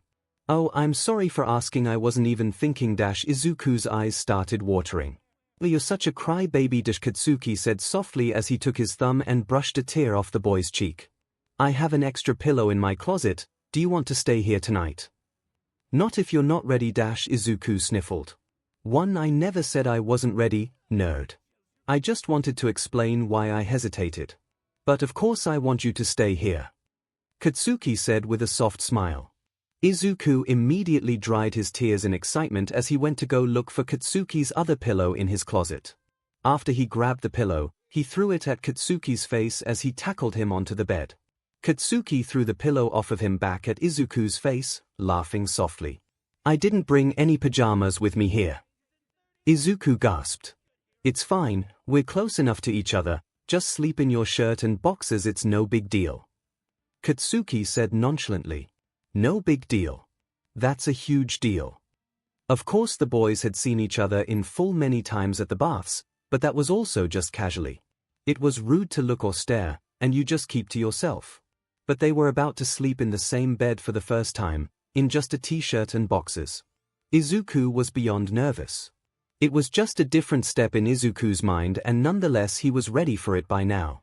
Katsuki, I did have something to ask you though coming here," Izuku brought up as he slipped the pillow under his head next to Katsuki.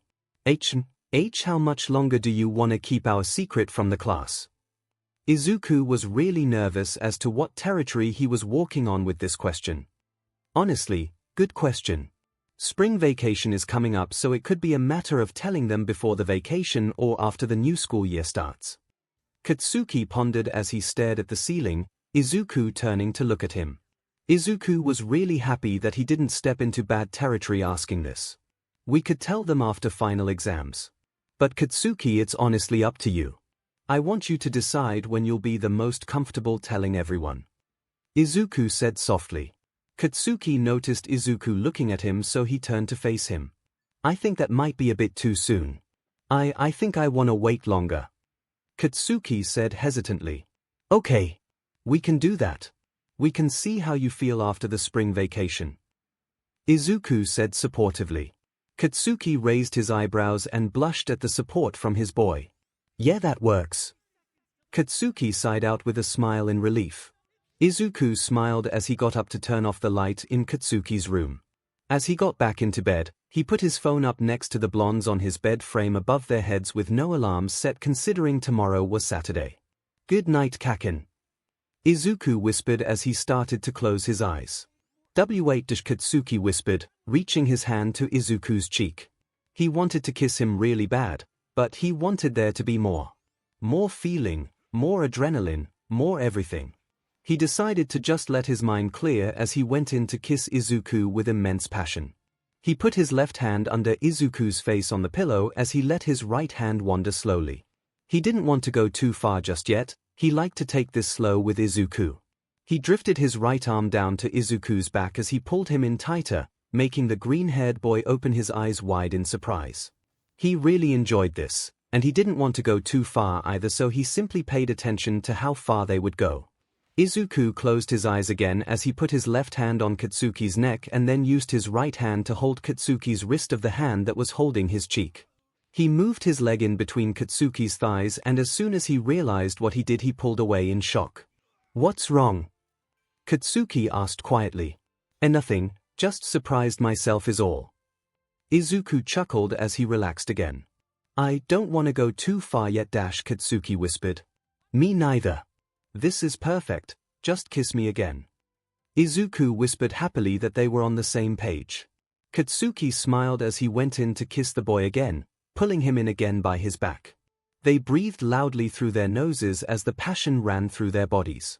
Izuku moved his left hand from Katsuki's neck to the back of his head, gently gripping his soft hair as they kept kissing. Katsuki moved his hand a bit under Izuku's shirt just to feel the warmth of his back, only a little bit. He didn't want to go too far up yet, he just concentrated on his lower back. He wanted to grip it so badly with his fingers, but he would save that for another time. Katsuki pushed his body into Izuku, the other boy doing the same. They moved little by little, not trying to go too far with their movements but also putting a severe amount of passion into it at the same time. They loved this. They couldn't get enough of this. Eventually, they both mutually pulled away as they looked into each other's eyes for a minute. 𝗧𝗵𝗲 Izuku stuttered. I love you. 5 They both said it at the same time. The first time they ever said it to each other was now. In this moment, they felt so strongly for one another more than any other time. They both knew it was the right time to say it, and they both gasped after hearing it in sync. They laughed together as they then clung onto each other tightly in a loving hug, falling asleep in each other's arms. Plus,